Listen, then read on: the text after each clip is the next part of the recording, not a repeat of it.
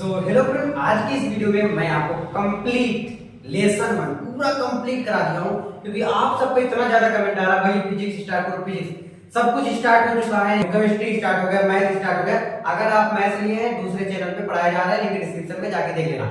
और हाँ यार, अगर आप आ गए हो ये भी पूरा लेसन वन देख लें तो आप प्लीज, अगर आपके पास टाइम हो तो बैठिए, नहीं तो बाद में बैठ जाइएगा, बाद में देख लीजिएगा।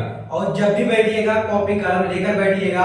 पूरा दावे के साथ कर सकता हूँ, पूरा कंप्लीट लेसन जो है आपका पूरा का पूरा एक ही वीडियो में कंप्लीट लेसन लगभग 2 घंटे का, यानी 1 घंटे 55 मिनट या 50 मिनट ऐसे लगभग गया है। लगभग 2 घंटे का ये वीडियो होने वाला है।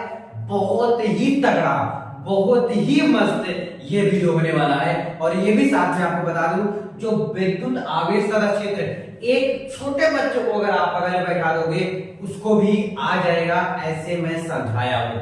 हर एक क्वेश्चन को, डाउट को सब कुछ क्लियर किया हूं। साथ में भी ये भी बता दिया हूं कि इंपॉर्टेंट कौन सा है, कि कौन सा लगातार पूछा जा रहा है, कौन सा ज्यादा इंपॉर्टेंट है, 100 में कितना इंपॉर्टेंट है, ये भी मैं आपको बता दिया हूं। तो कंप्लीट लेसन देखने के लिए ये वीडियो आपको पूरा लास्ट तक देखना पड़ेगा।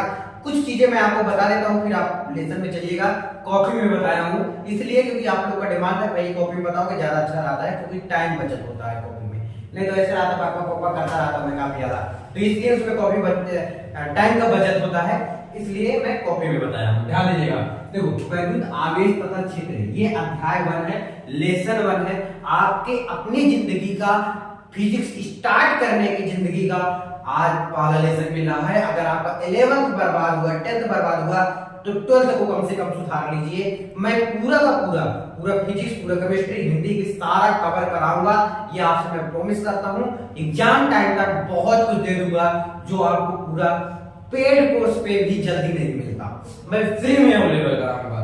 तो वैद्युत आवेश का क्षेत्र मात्र एक वीडियो में, आज के बाद ना तो आप किसी का वीडियो देखेंगे और ना देखना पसंद करेंगे, क्योंकि इस तरह मैं आपको समझाया हूं उसमें। ठीक है, तो मात्र एक वीडियो में पूरा का पूरा निचोड़ पूरा अच्छे से कंप्लीट बनाया हूं। तो अध्याय 1 कंप्लीट है, बिल्कुल बेसिक से बताया हूं, जैसे हम सब पढ़ते हैं स्टार्टिंग में कि पहले 0 आता है, फिर 1 आता है, फिर 2 आता है, फिर 3। इस प्रकार से मैं बेसिक से एकदम बताया हूं। और इतना भी बेसिक नहीं बता दिया हूं कि हम सब जानते हैं कि हमारे जो बच्चे हैं, जो हमारे दोस्त हैं, जो भाई छोटे हैं, वो पढ़ रहे हैं, कम से कम ठीक तो होंगे ही पढ़ने में। तो इस हिसाब से बताया हूं। मात्र एक वीडियो में, कोई 2 वीडियो नहीं, अब देखना ही नहीं, उसमें न्यूमेरिकल भी कवर किया हूं।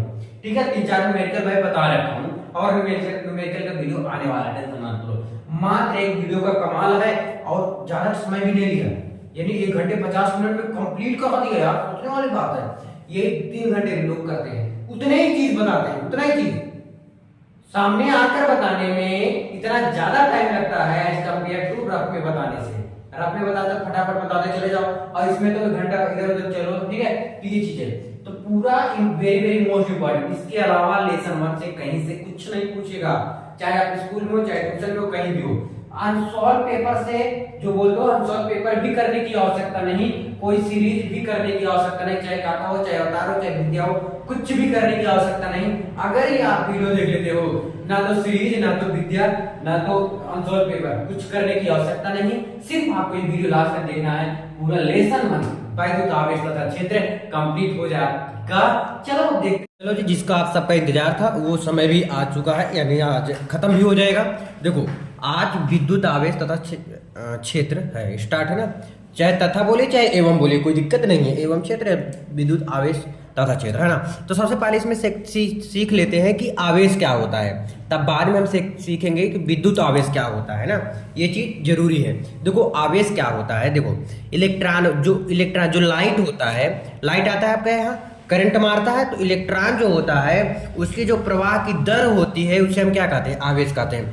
कभी तार पकड़ लीजिएगा ऐसे करके, तो क्या हो जाएगा, लटक जाइएगा, यानी तुरंत काम खत्म, 1 2 3 गए ऊपर आप। तो आवेश जो होता है वो इलेक्ट्रॉन है, इलेक्ट्रॉनों की जो प्रवाह होती है उसकी जो दर होती है, यानी जो इलेक्ट्रॉन है, इलेक्ट्रॉन जो लाइट होती है उसकी जो प्रवाह की दर होती है उसी को हम क्या कहते हैं, आवेश कहते हैं। अब एक बात बताइएगा, आवेश में जैसे वायर है, तो एक वायर होता है, 2 वायर होता है, साथ में 2 वायर होता है। आप एग्री करते हो? देखो ये मान लेते हैं ये काला है तो इसको प्लस मान लेते हैं, ये ब्लू है तो इसको ब्लैक बोलिएगा, तो ये ब्लैक है ये ब्लू है, तो ये आप प्लस हो गया ये माइनस हो गया, तो 2 ही रहता है ना। ध्यान से बताइएगा, जो तार होता है आपके घर में वो कितने तार होते हैं? 2।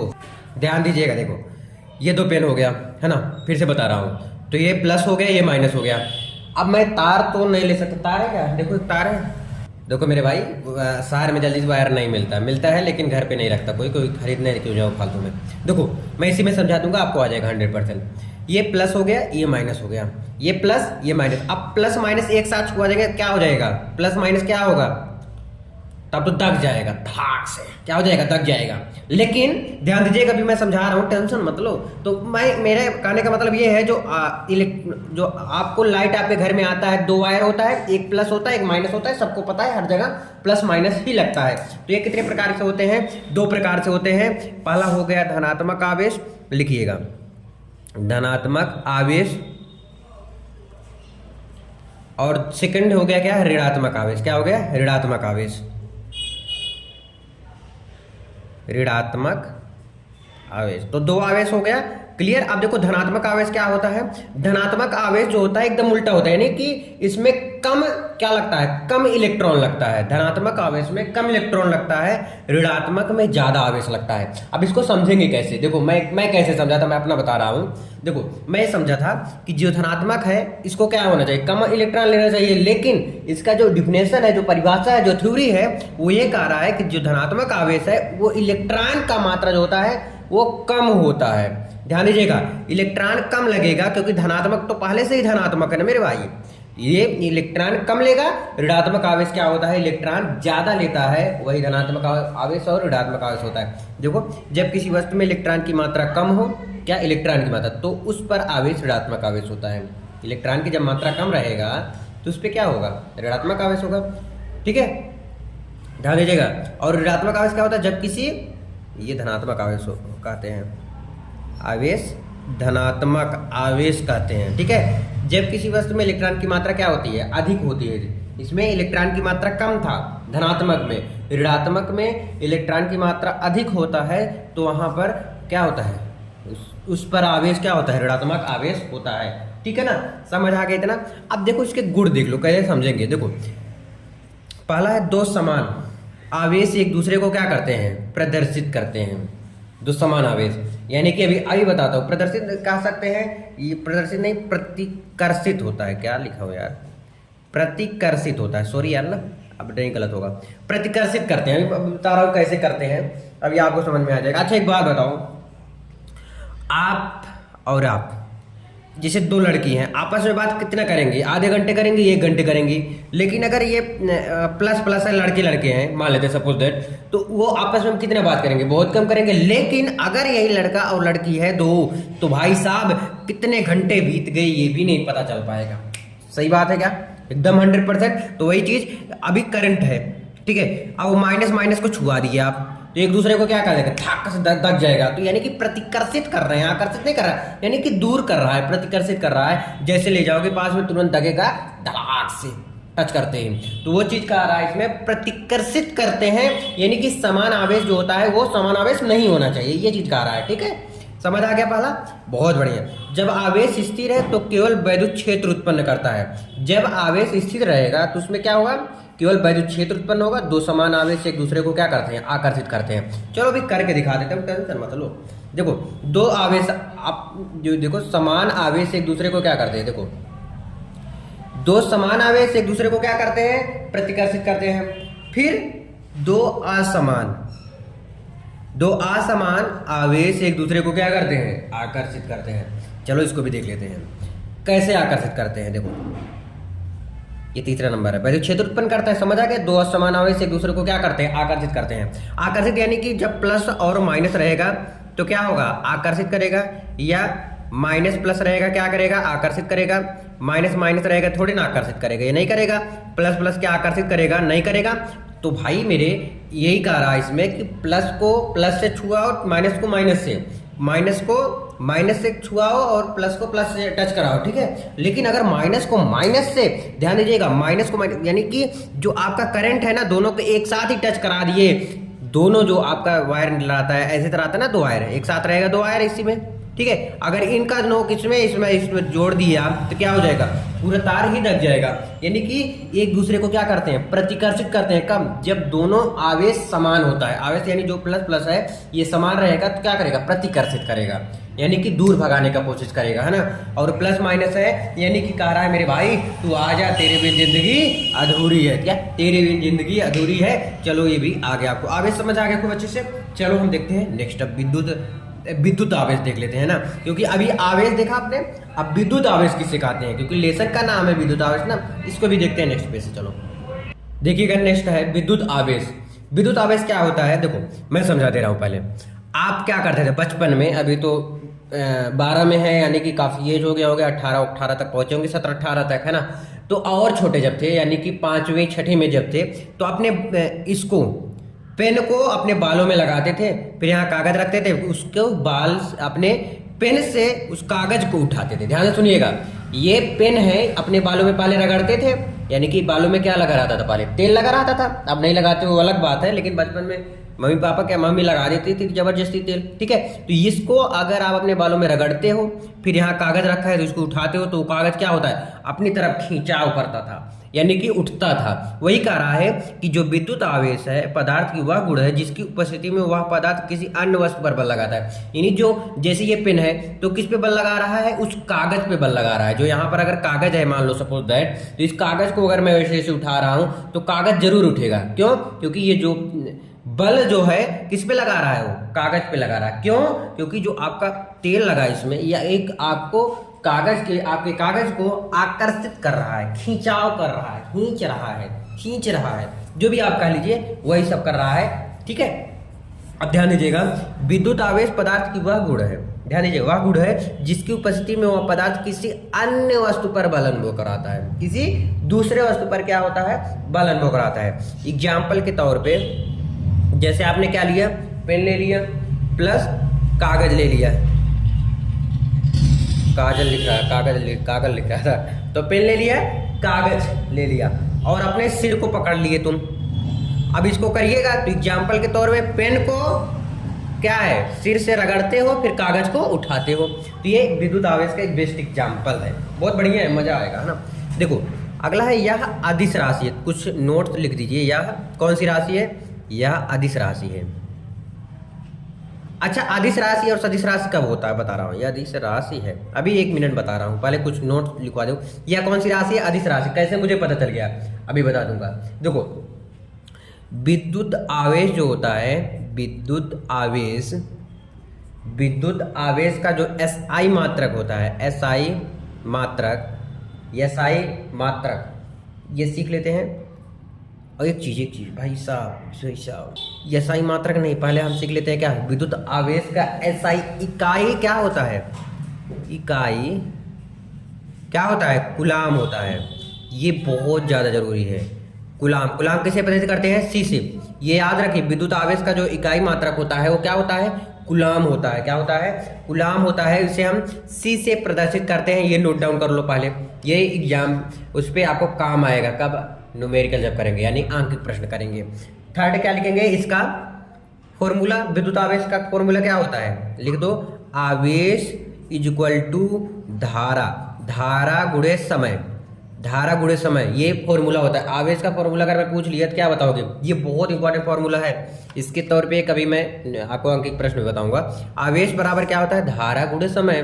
तो आवेश किससे प्रदर्शित करते हैं, C से। और आवेश का मात्रक क्या होता है, कूलाम से। तो आवेश को हम क्या लिखेंगे, Q। आवेश किससे प्रदर्शित करते हैं, Q से। लिख लो जल्दी से, कूलाम को C से, आवेश को Q से। नोट डाउन करो जल्दी से, Q। धारा को किससे प्रदर्शित करते हैं, I से, और समय को T से। तो Q बराबर IT। तो मैं कह दिया कि 4 इकाई का जो I है, धारा है, वो कितना बार है, 4 बार है, 4 सेकेंड, ऐसा कुछ। मतलब अभी मैं आपको एक बताऊंगा क्वेश्चन करके। देखो यह अदिश राशि मैंने बताया, क्यों है अदिश राशि। देखो जिसका परिणाम दिशा नहीं होता, इसका परिणाम दिशा है क्या, कहाँ गया, कब गया, कैसे गया, कुछ पता है क्या इसका? नहीं। जिसका परिणाम और दिशा नहीं होता है वो क्या होता है? अदिश राशि होता है, और बाकी सदिश राशि होते हैं। दो ही राशि होते हैं, अदिश और सदिश राशि ना। ठीक है, देखो एक क्वेश्चन मैंने ले लिया। यदि किसी तार, मान लेते हैं कोई तार है, क्या है? कोई तार है, फिर तार में 4 कूलाम आवेश, 4 कूलाम आवेश यानी क्यू दे दिया गया है। कितना कूलाम का? 4 कूलाम का। से लिखो, जो दिया है पहले उसको लिख लेते हैं। ठीक है, क्या करा? यदि किसी तार में 4 कूलाम आवेश यानी क्यू क्या दे दिया है? 4 कूलाम दे दिया है आवेश 2 सेकंड के लिए, यानी कि टी की वैल्यू क्या दिया है? 2 सेकंड। एस सेकंड मतलब ऐसे ही होता है ना, एस लिख दो या सी लिख दो, 2 सेकंड हो गया। ठीक है, तो क्यू बराबर 4 कूलाम, टी बराबर 2 सेकंड। फिर कह रहा है तो धारा का मान ज्ञात कीजिए, यानी कि आई का मान ज्ञात करना है। आई का मान ज्ञात करना है। फॉर्मूला क्या होता है? क्यू बराबर आई टी। जैसे आपको आई ज्ञात करना है, ध्यान सुनो, न्यूमेरिकल कैसे करते हैं ये बहुत बेस्ट एग्जांपल है। देखो पहले हम देखते हैं दिया क्या गया है। अगर मुझे पता है कूलाम को हम क्यू से प्रदर्शित करते हैं तब तो लिख दिया, समय को जो है टी से करते हैं तो 2 सेकंड दिया गया है, लिख दिया। फिर कहते हैं धारा को आई से प्रदर्शित करते हैं, पता चल गया। अब हम देखेंगे ये तीनों फॉर्मूला, ऐसा तीनों देखो क्यू टी आई, ऐसा कौन सा फॉर्मूला जिसमें आता है? तो एक आता है क्यू बराबर आई टी। यहाँ से मुझे आई की वैल्यू निकालना है, किसका? आई की। तो आई इक्वल टू क्या हो जाएगा? क्यू है ये, टी इधर आ जाएगा, क्या हो जाएगा? क्यू अपान टी हो जाएगा। ठीक है, तो आई इक्वल टू क्यू की वैल्यू है 4 कूलाम, टी की वैल्यू है क्या? 2 सेकेंड है। क्या है? 2 सेकेंड है। और चाहे तो आप डायरेक्ट कूलाम उलाम ना लिख के 4/2 लिख दीजिए, तो 2 1 कम 2, 2 दूनी 4। तो आई की वैल्यू क्या आ गया? 2 आ गया है। क्या आ गया? 2 आ गया। तो कह रहा है कितना धारा बहेगा? 2 एम्पियर का। कितना धारा बहेगा? 2 एम्पियर का जो धारा है वो आपका बहेगा। धारा का मान पूछा था ना, तो धारा का मान कितना हो गया? 2 एम्पियर हो गया। आई होप आपको ये बहुत अच्छे से समझ में आ गया होता है। देखो हम आवेश कुछ विधियां देख लेते हैं फटाक से नेक्स्ट पेज में। अब हम देखो फटाक से आवेश की विधियां देख लेते हैं। जो घर्षण द्वारा आवेशन, यानी कि आवेशन की इस विधि में 2 पदार्थों को आपस, घर्षण मतलब क्या? घसीटने में। घर्षण मतलब क्या होता है? घसीटने में 2 चीजों को आपस में क्या दूर दूर रख के देते हैं, फिर दोनों पदार्थों पर अलग अलग प्रकृति तथा समान परिणाम का आवेश उत्पन्न हो जाता है। भाई सिंपल है, देखो ध्यान से क्या मैं लिखा हूं कि आवेशन की जो इस विधि को पदार्थों को आपस में रखकर, जो 2 पदार्थ है इसको आपस में रखकर दूर दूर ले जाते हैं। जैसे चुंबक है, ध्यान से सुन लो, चुंबक है और लोहा है। चुंबक लोहा को आपस में सटा के इसको दूर दूर ले जाएंगे। जो है ये चुंबक जो है इसको खींचेगा, क्या करेगा? इसको खींच रहा है। अरे आजा मेरे भाई, आजा मेरे भाई, ये कह रहा है जा। देखो फिर से सुन लो, जैसे यहाँ पे अब मजा आएगा ना। चुंबक है एक, सपोज दैट ये चुंबक है, काला वाला चुंबक है, और ये लोहा है, ये लोहा है नीचे वाला ब्लू पेन। चुंबक लोहा को क्या कर रहा है? आकर्षित कर रहा है ना। अब इसको दूर ले जाओगे तो दोनों पदार्थों में अलग अलग समान का क्या लगता है? आवेश लगेगा, बल लगेगा, परिणाम लगेगा। ठीक है ना, यानी कि इसको खिंचाव कर रहा हूं तो भाई एक को खींचूंगा क्या तो दोनों ऊपर आ जाएगा, यानी कि दोनों को एक साथ मैं खींचूंगा, दोनों में एक साथ मैं खींचूंगा, इसका आवेश अलग से देखूंगा। ठीक है ना, ये चीज है घर्षण द्वारा विधि। क्या है?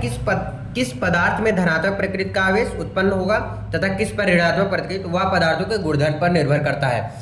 अब ऐसा मत जाके दोनों तार छू के मत देख लेना कि किसमें करंट आ रहा है, कौन सा प्लस है कौन सा माइनस। नहीं यार, आपके पास जुगाड़ है। जुगाड़ क्या है? आजकल टेस्टर है, टेस्टर की सहायता से देख लेते हैं प्लस और माइनस में किसमें लाइट आ रहा है, किसमें लाइट नहीं आ रहा है, प्लस माइनस मुझे पता चल जाता है ना। वैसे जिसे 2 चीजों को रगड़ो, 2 चीज को रखे हो, एक चुंबक हो गया आपका और एक लोहा हो गया। चुंबक और लोहे को दूर ले जाते हैं, अगर ध्यान से सुनो, चुंबक और लोहे को अगर दूर ले जाते हैं तो इसमें कुछ ना कुछ तो बल लगेगा, कुछ ना कुछ तो आवेश लगेगा। तो वही जो आवेश लग रहा है वही क्या कर रहा है? ये आवेश की एक विधियां है। ठीक है, देखो मैं इसमें लिखा हूं, जैसे छड़ क्या हो गया आपका? धनावेशित, और कपड़ा क्या हो गया? ऋणावेशित। ठीक है, इस प्रकार से आपको टेस्टर की सहायता से जैसे ये पता चल जाता है वैसे ही आपका ये पता हो गया। ठीक है, देखो आगे, चालक द्वारा आवेशन, यानी आवेशन की इस विधि में किसी एक आवेशित वस्तु को अन्य अनावेशित वस्तु को स्पर्श कराकर अनावेशित वस्तु को आवेशित किया जाता है। यानी कि जो आप पवित्र है उसको भी पकड़ के क्या करा दो? पवित्र करा दो, मार दो। ये मतलब जो नहीं पढ़ रहा है उसको पास भी ये वीडियो भेज दो, अगर नहीं पढ़ेगा ना तो बाद में पछताएगा, यानी भेजोगे तो पढ़ेगा ही। तो इस बात पे एक भेज दो ये वीडियो को, ठीक है। अब प्रेरण द्वारा आवेशित, यदि किसी आवेशित वस्तु को किसी अनावेशित वस्तु के समीप बिना स्पर्श किए लाए तो अनावेशित वस्तु के पास वाली सतह पर विपरीत प्रकृति का आवेश उत्पन्न होगा। ये जो है देख लो, अपना समझ लो। चलो मैं देखता हूँ नेक्स्ट जो कि इंपॉर्टेंट, इसको देख लीजिए भाई। ये विद्युत आवेश के मूलभूत गुण, सब कुछ बता रहा हूँ, टेंशन मत लो, लेकिन टाइम तो लगेगा यार, है ना। फिजिक्स है, पहला लेसन है, और इम्पॉर्टेंट जो बताऊंगा वो तो बताऊंगा। अभी तो इम्पोर्टेंट शुरू ही नहीं हुआ मेरे भाई, इम्पोर्टेंट की अभी तो बात ही नहीं आई। इंपॉर्टेंट आने वाला, टेंशन नहीं लेने का। देखो आवेशों की योज्यता, देखो आवेश द्रव्यमान की भांति अदिश राशि होता है। अदिश क्यों होता है बता रखा हूँ। विभिन्न प्रकार के आवेशों को एक साथ जोड़ने के लिए बीजगणितीय योग किया जाता है, ठीक है। ये पढ़ लो अपना।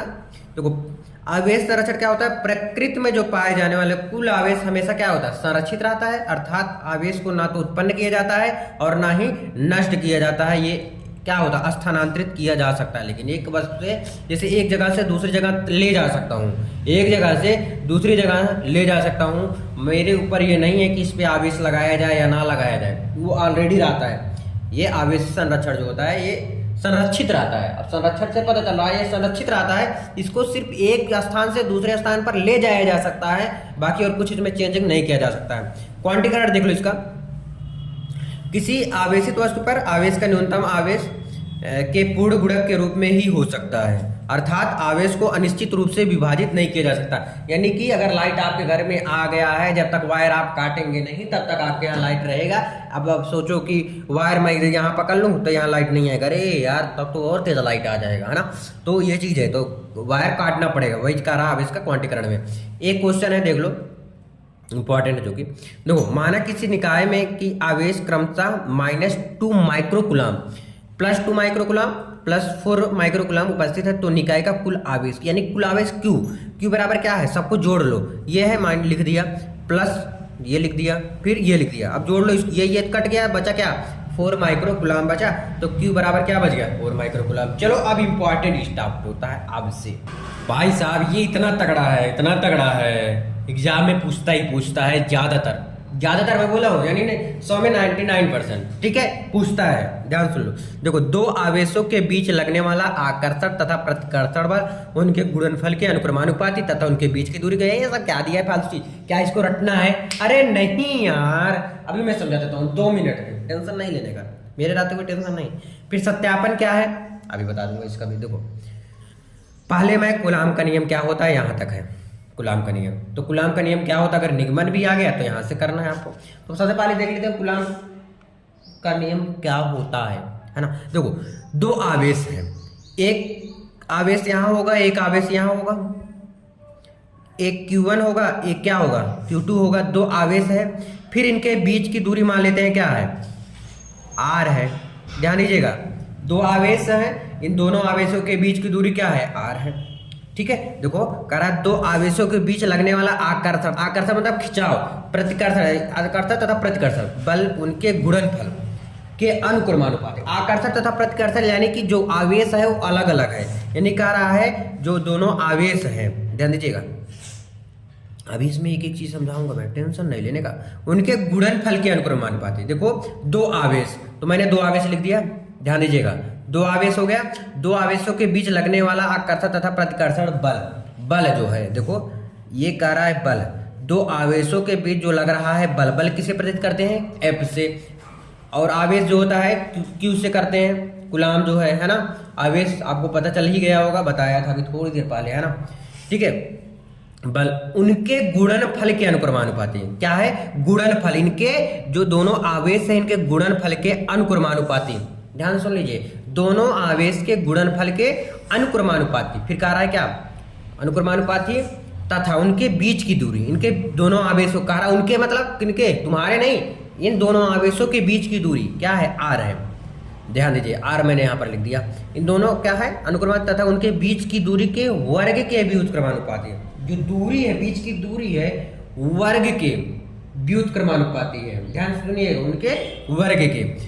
देखो इसमें भी बल है, F के क्या है, व्युत्क्रम, वर्ग के व्युत्क्रमानुपाती। अगर व्युत्क्रमानुपाती यानी ऊपर अगर एक लगा देते हैं तो व्युत्क्रमानुपाती हो जाता है। तो इसको देखने में ऐसा नहीं अच्छा लग रहा है, तो इसको ऐसे भी मैं लिख सकता हूँ, अभी मैं फिर से समझाऊंगा, टेंशन मत लो। जब तक आपको आएगा नहीं तब तक मैं छोड़ूंगा नहीं। अगर हो सकता है मैं जल्दी जल्दी निकल जाऊं इधर उधर मतलब आगे बढ़ जाऊं, तो आप लोग कमेंट भी कर सकते हैं। इसका मैं अलग से एक वीडियो भी बनाया हूं, आया होगा उसमें, जाके देखिएगा। अतुल स्टडी सेंटर बाय गुलाम का नियम, या गुलाम का नियम बाय अतुल स्टडी सेंटर डालेंगे तो मिलेगा आपको। देखो गुलाम का नियम क्या है, दो आवेश हैं, है ना। अब दोनों आवेश के गुणनफल, गुणन मतलब गुणा करने पर, गुणनफल मतलब क्या होता है, गुणा करने पर उनके अनुक्रमानुपाती, किसके, बल के अनुक्रमानुपाती, तथा फिर उनके बीच की दूरी क्या है, r, बीच की दूरी के वर्ग, या वर्ग मतलब स्क्वायर, वर्ग के क्या है, व्युत्क्रमानुपाती, तो यानी 1 लग जाएगा, 1/r², है ना। ठीक है, समझ आ गया क्या? कुछ नहीं है मेरे भाई, समझो इसको, ठीक है। ये चीज है, तो गुलाम का नियम अगर आ गया तो ये चीज आपको लिखना पड़ेगा। गुलाम के नियम में ये भी अगर लिख दोगे ज्यादा अच्छा रहेगा। हाँ लिखना पड़ेगा, 100% लिखना पड़ेगा ये भी। गुलाम का नियम ऐसे छोड़ के मत आ जाना भाई, अगर 2 नंबर में आ रहा है तो इसको भी लिख देना, कुछ नहीं है, कठिन नहीं है। अभी देखो थोड़ा और लिखोगे आप, क्या अभी बता रहा हूँ, देखो फिर से एक बार देखो, 2 आवेश के गुणनफल के अनुक्रमानुपाती तथा उनके जो बीच की दूरी है, इन दोनों के बीच की दूरी के वर्ग के व्युत्क्रमानुपाती होता है, वही क्या होता है, गुलाम का नियम होता है। ठीक है, अब सत्यापन में देख लो, यदि 2 बिंदुओं का आवेश Q1 और Q2 हो, ये Q1 Q2 है 2 आवेश, उनके बीच की दूरी क्या है, r हो, तब लगने वाला आकर्षण तथा प्रतिकर्षण बल क्या होगा, यही होगा F अनुक्रमानुपाती Q1 Q2, F अनुक्रमानुपाती 1/r²। अब इसको अनुक्रमानुपाती क्यों बोला, अब बोलोगे व्युत्क्रमानुपाती बोलो, चलो व्युत्क्रमानुपाती 1/r²। ठीक है, समझ आया, इसलिए क्योंकि ये डायरेक्ट सिर्फ कह रहा है r² है, तो मैंने व्युत्क्रमानुपाती के लिए 1 लिख दिया ऊपर। ठीक है, अब इसको इक्वेशन नंबर फर्स्ट मान लो, इसको हम मान लेते हैं क्या, सेकंड मान लेते हैं। ठीक है, अब लिखो समीकरण 1 और 2 से, समीकरण 1 क्या कर रहा है आपका, F दोनों में कॉमन है तो एक बार F लिख देते हैं। ठीक है, अनुक्रमानुपाती है, लिखो Q1 Q2 है, लिखो Q1 Q2 इंटू यहाँ पर क्या है 1/r² है। ठीक है, आगे देखो F अनुक्रमानुपाती Q1 Q2, इसका इसमें गुणा करा दिया, बटे के r² हो गया। अब अनुक्रमानुपाती हटाने के लिए, ये अनुक्रमानुपाती के निशान है, अनुक्रमानुपाती के हटाने के लिए तो हम k एक कांस्टेंट वैल्यू ले आते हैं, है ना। तो आ गया F = k into Q1 Q2 बटे के r²। ठीक है, आप एक तो ये हो गया आपका कंफर्म। अब कभी कभी k की वैल्यू अलग से नहीं दिया रहा था तो मैं दे रहा हूँ, F = क्या होता है 9.0 गुणे 10 की घात कितना होता है 9 इंटू Q1 Q2 बटे r²। ठीक है, चाहे तो आप ये छोड़िए, चाहे तो आप ये छोड़ दीजिए, 2 हो गया। चाहे अब कभी कभी यहाँ k की जगह पर ध्यान दीजिएगा, k की जगह पर 1/4πε0 इंटू Q1 Q2 बटे के r², मतलब आपको कहाँ मिलेगा, ज़्यादातर यही मिलेगा, यही इंपॉर्टेंट है, ये चीज़ आपको जरूर लिखना है। अगर नहीं लिखोगे तो वो कहेगा तो यही छोड़ दिया, आधा छोड़ दिया, आधा दूर है, नहीं आधा दूर नहीं करना है काम ना, आपको पूरा करना है, अच्छे से करना है। तो F = क्या हो गया 1/4πε0 इंटू Q1 Q2 बटे के r² हो गया। ठीक है, समझ आया क्या। अब इसका वैल्यू कभी कभी न्यूमेरिकल में नहीं दिया रहता, कभी कभी दिया ही नहीं रहेगा, तो इसका वैल्यू क्या रखेंगे, ये भी याद कर लो 9.0 गुणे 10 की घात 9, ये भी याद कर लो आप लोग, है ना, k की वैल्यू। समझ आ गया क्या। हाँ, अब हम चलते हैं नेक्स्ट में, ये बहुत इंपॉर्टेंट था मेरे भाई, बहुत ज़्यादा इंपॉर्टेंट था, इसको क्लियर हो गया होगा। चलो हम देखते हैं नेक्स्ट, चलो हम देख लेते हैं विद्युत क्षेत्र क्या हो। देखो अगर आपके यहाँ लाइट आता है, ध्यान सुनो, विद्युत क्षेत्र मतलब ये पूरा लाइट का ही काम है। देखो अगर लाइट आपके यहाँ आता है तो हो सकता है पानी हो पूरा यहाँ पर, सपोज दैट यहाँ पर इतना पूरा दूर पानी है, ध्यान सुनो, और यहाँ पर आपने लाइट को खुले छोड़ दिया, रख दिया, वायर खोल के यहाँ पर रख दिया, तो लाइट कहाँ तक आएगा, करंट जहाँ तक उसका नमी होगा, जहाँ तक पानी होगा, वही चीज़ है विद्युत क्षेत्र कि चारों ओर का वह क्षेत्र जहाँ तक उसका प्रभाव होता है वही विद्युत क्षेत्र कहलाता है। अब विद्युत क्षेत्र जैसे ट्रांसफार्मर कहाँ है, ट्रांसफार्मर के पास कहते हैं यहाँ पर इससे बच के रहो, ये खतरा है, ये डेंजर है, बोलते हैं ना, है ना, जहाँ से लाइट आती है वहाँ पर क्या है, ये विद्युत का भाई एरिया है, यहाँ से बच के रहियो, कहते हैं ना। तो कहते हैं वही चीज़, अगर यहाँ पर आपने लाइट खुला छोड़ के रख दिया यहाँ पर, तो ये हो सकता है यहाँ तक नमी हो तो करंट मारेगा, पूरे में करंट उतरेगा ज़मीन में, ठीक है ना। अगर लाइट नहीं रहेगा तो थोड़ी दूर में उतरेगा, मतलब कहीं ना कहीं तो कुछ ना कुछ अंश उसका जरूर होगा। हो सकता है सिर्फ यहीं पर हो सकता है ऐसा ना, मैं ऐसा कंफर्म नहीं बोल रहा हूँ कि यहाँ पर होगा ही होगा, हो सकता है। तो ये चीज़ है। तो किसी विद्युत आवेश के चारों ओर का वह क्षेत्र जहां तक उसका प्रभाव होता है वही क्या कहलाता है, विद्युत क्षेत्र कहलाता है। इसका मात्रक क्या होता है, मात्रक क्या होता है क्या, हाँ इसका मात्रक बहुत इंपॉर्टेंट है, क्या है, न्यूटन प्रति कूलाम होता है। इसका मात्रक क्या होता है, न्यूटन प्रति कूलाम होता है। ध्यान सुनिएगा, देखो विद्युत क्षेत्र का मात्रक क्या होता है, न्यूटन प्रति कूलाम होता है। और भी मात्रक है, इसका लिख दो, और मात्रक है। अगर दो मात्रक कहीं ये दिख गया तो कहोगे अरे तरीके तो बताए ही नहीं थे। तो कुछ भी मैं ऐसा नहीं छोड़ना चाहता जो आपको ना पता हो। एक होता है वोल्ट प्रति मीटर होता है, एक न्यूटन प्रति कूलाम होता है। और विद्युत क्षेत्र का जो फॉर्मूला होता है, देखो विद्युत क्षेत्र इक्वल टू क्या होता है फॉर्मूला, कूलाम बल, कूलाम बल बटे के क्या, परीक्षण आवेश, परीक्षण आवेश, कूलाम बल यानी कि F। विद्युत क्षेत्र क्या हो गया, वेक्टर E इक्वल टू क्या हो जाएगा, vector E equal to vector F upon Q0 या Q0 बोलो, जो भी बोलता हो, ठीक है ना। यह सदिश राशि होता है। कौन सी राशि होता है, सब कुछ नॉलेज दे रहा हूँ। यह सदिश राशि होता है, क्यों होता है मैं बता रखा हूँ। यह सदिश राशि है। इसका अगर E इक्वल टू देखें तो क्या होता है, M1 L1 T-3 A-1, ये होता है ना। देखो तो इसका मात्रक 2 हो गया, क्या, न्यूटन प्रति कूलाम और वोल्ट प्रति मीटर हो गया। विद्युत क्षेत्र इक्वल टू क्या होता है, कूलाम बल बटे के परीक्षण आवेश, वेक्टर इक्वल टू क्या, वेक्टर F अपान Q0 होता है। ये सदिश राशि होता है, ठीक है। ये चीज है, ये आपको बहुत ज्यादा जरूरी है। देखो और इससे कुछ नहीं है, मैं जैसे किसी भी पृष्ठ से विद्युत क्षेत्र लंबवत बाहर की तरफ निकलता है। देखो मैं लिख देता हूं, किसी भी पृष्ठ, किसी भी पृष्ठ से जो विद्युत क्षेत्र है, विद्युत क्षेत्र जो होता है वो लंबवत कहाँ से होता है, लंबवत बाहर, लंबवत बाहर की तरफ निकलता है। किस तरफ निकलता है मेरे भाई, बाहर की तरफ निकलता है। तो किसी भी पृष्ठ से विद्युत क्षेत्र लंबवत बाहर की तरफ ही निकलता है, ठीक है। और ये कौन सी राशि होता है, ये सदिश राशि होता है। आई होप ये आपको विद्युत क्षेत्र अच्छे से समझ में आ गया होगा। तो विद्युत क्षेत्र क्या होता है, वह क्षेत्र जहां तक विद्युत, जहां तक लाइट करंट उतरता है वही विद्युत क्षेत्र होता है। जहां तक करंट पहुंचेगा, जहां पर करंट मार देगा, जहां से समझ लो जिस एरिया में रहेगा, जितना एरिया कवर करे रहेगा वही विद्युत क्षेत्र होता है, ठीक है। समझ आ गया क्या, अच्छे से आया एकदम। कोई दिक्कत विद्युत क्षेत्र में कोई पूछ लेगा अगर तो बता ले जाओगे क्या, चलो कोई बात नहीं, अगर बता ले जाओगे तो बड़ी अच्छी बात। अगर नहीं बता पाओ तो फिर से देख लो कि जहां से सपोज दैट ये पानी है, ध्यान सुनो, ये मैं बता रहा हूँ, ये पानी है, यहाँ पर आपने करंट रख दिया, ये क्या है, करंट, करंट मतलब लाइट हम लोग गांव में बोलते हैं। तो ये करंट रख दिया, तो ये पूरे एरिया पानी में भरा है। अगर पानी भरा है तो ये पूरे में करंट आएगा, ये पक्का कंफर्म है।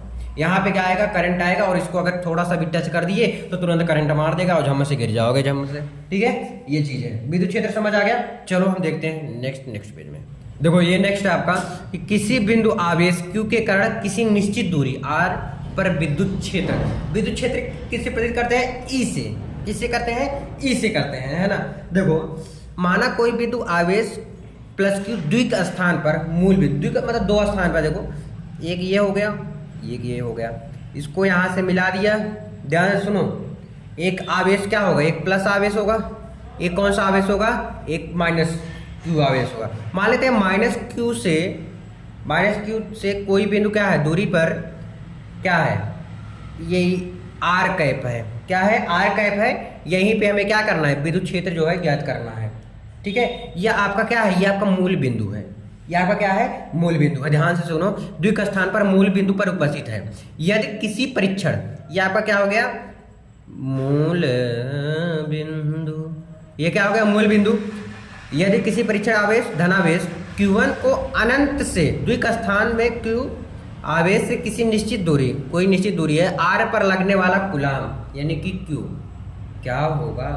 चलो पहले देखते हैं F बराबर क्या फॉर्मूला होता है जो आपने सीखा कूलाम का। F इक्वल टू क्या होता है, K इंटू Q1 या Q1 Q2 कर सकते हैं, कोई दिक्कत नहीं है, बटे के R स्क्वायर। अगर यहाँ पर कैप लगा देता हूँ तो R पे भी कैप लग जाएगा, इसको हम इक्वेशन नंबर क्या मान लेते हैं, 1 मान लेते हैं, सभी का नंबर 1 मान लेते हैं। आर क्यों लिखा, क्योंकि दूरी क्या है, डिस्टेंस क्या है इसका, आर ही है, ठीक है। अब लिखो अतः आर दूरी पर स्थित, आर दूरी पर स्थित पी बिंदु, कौन सी बिंदु, पी बिंदु पर वैद्युत क्षेत्र, पी बिंदु पर वैद्युत क्षेत्र का फॉर्मूला क्या होता है, vector E P equal to, यह फॉर्मूला होता है vector F equal to Q1 बटे Qn, ठीक है। अब रखना है ये वैल्यू, एफ की जगह पर ये रख दो तो क्या आ गया, vector E P equal to F की जगह पर इतना रख दो, क्या है k इंटू Q1 बटे के R square into R cap बटे के Q1 है, ठीक है। Q1 से Q1 पिटा गया, कट गया, यानी कि तो क्या हो जाएगा, vector E P equal to क्या हो जाएगा, क्या क्या बच रहा है, के क्यू ना, के क्यू इंटू आर कैप बटे के आर स्क्वायर, ये चीज है। तो इसकी दिशा जो होगी वो किस साइड में होगी, बाहर की तरफ होगी। इसकी दिशा क्या होगी भैया, बाहर की तरफ होगी, ठीक है। अगर आ गया किसी बिंदु आवेश के क्यू के कारण किसी निश्चित दूरी आर पर विद्युत क्षेत्र ज्ञात करना है, तो इस प्रकार से ज्ञात करके ये आपका क्या आया है, ये आपका फॉर्मूला आया है। और ये इंपॉर्टेंट उतना नहीं है जितना अभी आप सीखने वाले हो, लेकिन ये है कि अगर हमें पूरा लाना है, क्योंकि अब की बार जो आया था एग्जाम में मेरे भाई, वो इंपॉर्टेंट उतना नहीं आया था जितना आना चाहिए था। समझ आ रही बात ना, वो चीज़ है। चलो हम देखते हैं नेक्स्ट पेज में।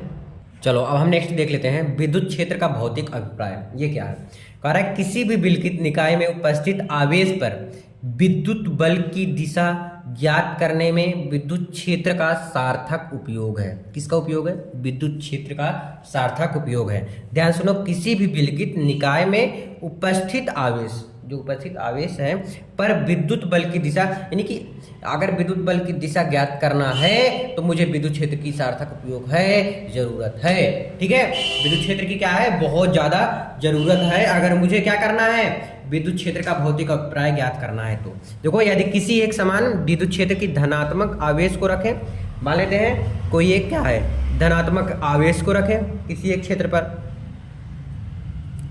धनात्मक आवेश को रख देते हैं, प्लस हो, धनात्मक आवेश को रख दिए, तो जो देखो तो रखे तो उस पर लगने वाला विद्युत बल की दिशा में होगा, तो उसकी जो दिशा होगी इसमें होगा। तो वेक्टर एफ इक्वल टू क्या होता है, क्यू ई होता है, तो क्या हो जाएगा, vector F equal to Q vector E हो जाएगा। बड़ा कॉमन सा चीज था यार, समझो इसको, ठीक है। आगे देखो, यदि किसी ऋणावेश को विद्युत क्षेत्र में रखे तो वह विद्युत क्षेत्र के विपरीत दिशा में गति करता है। जब ऋणावेश जैसे उल्टे दिशा में गति करता है, यानी जैसे एफ जो था ये वाला था, ये तीर का निशान किधर लगा है, उधर साइड लगा है, तो उधर साइड बल किया, मतलब उसी के दिशा में बल किया, ठीक है, उसी के दिशा में कार्य कर रहा है, उसी के दिशा में, बल की दिशा में ही होगा वो विद्युत बल जो होगा, उसी के दिशा में होगा। लेकिन जो ऋणात्मक होगा, जैसे इसमें बना दिया मैंने, अभी देखो, अभी 2 मिनट में समझ आएगा, 2 मिनट में देखो, 2 मिनट कम ही में आ गया माइनस क्यू, तो इसका जो वर्क करेगा तो इस पर जो बल लगेगा तो या फिजिकल टू क्या हो जाएगा, क्यू ई, यानी कि इधर साइड लग रहा है, समझ आई बात ना, यानी कि इस साइड लग रहा है, उल्टा लग रहा है, जबकि लगना चाहिए था किधर, इधर। तो ऋणात्मक में तो उल्टा काम होता ही है ना, धनात्मक में तो सीधा होता है, ऋणात्मक में उल्टा होता है। ये विद्युत क्षेत्र की भौतिक अभिप्राय है, ये क्या है, विद्युत क्षेत्र की भौतिक अभिप्राय है। लेकिन वैसे विद्युत क्षेत्र भी आपको बताया नहीं, तो आपकी पेज में जो आने वाला पेज है उसमें मैं विद्युत क्षेत्र कवर कर रहा हूँ, ठीक है ना। तो विद्युत क्षेत्र क्या होता है सब कुछ ये नेक्स्ट पेज में रहेगा आपका। तो इसलिए विद्युत क्षेत्र आपने देख लिया, विद्युत क्षेत्र तो बताया ही नहीं, कैसे आ गया। चलो कोई बात नहीं, इसके बाद बता देता हूँ, इसको अगर पहले बता दिया हो तो इसको सुन लो पहले।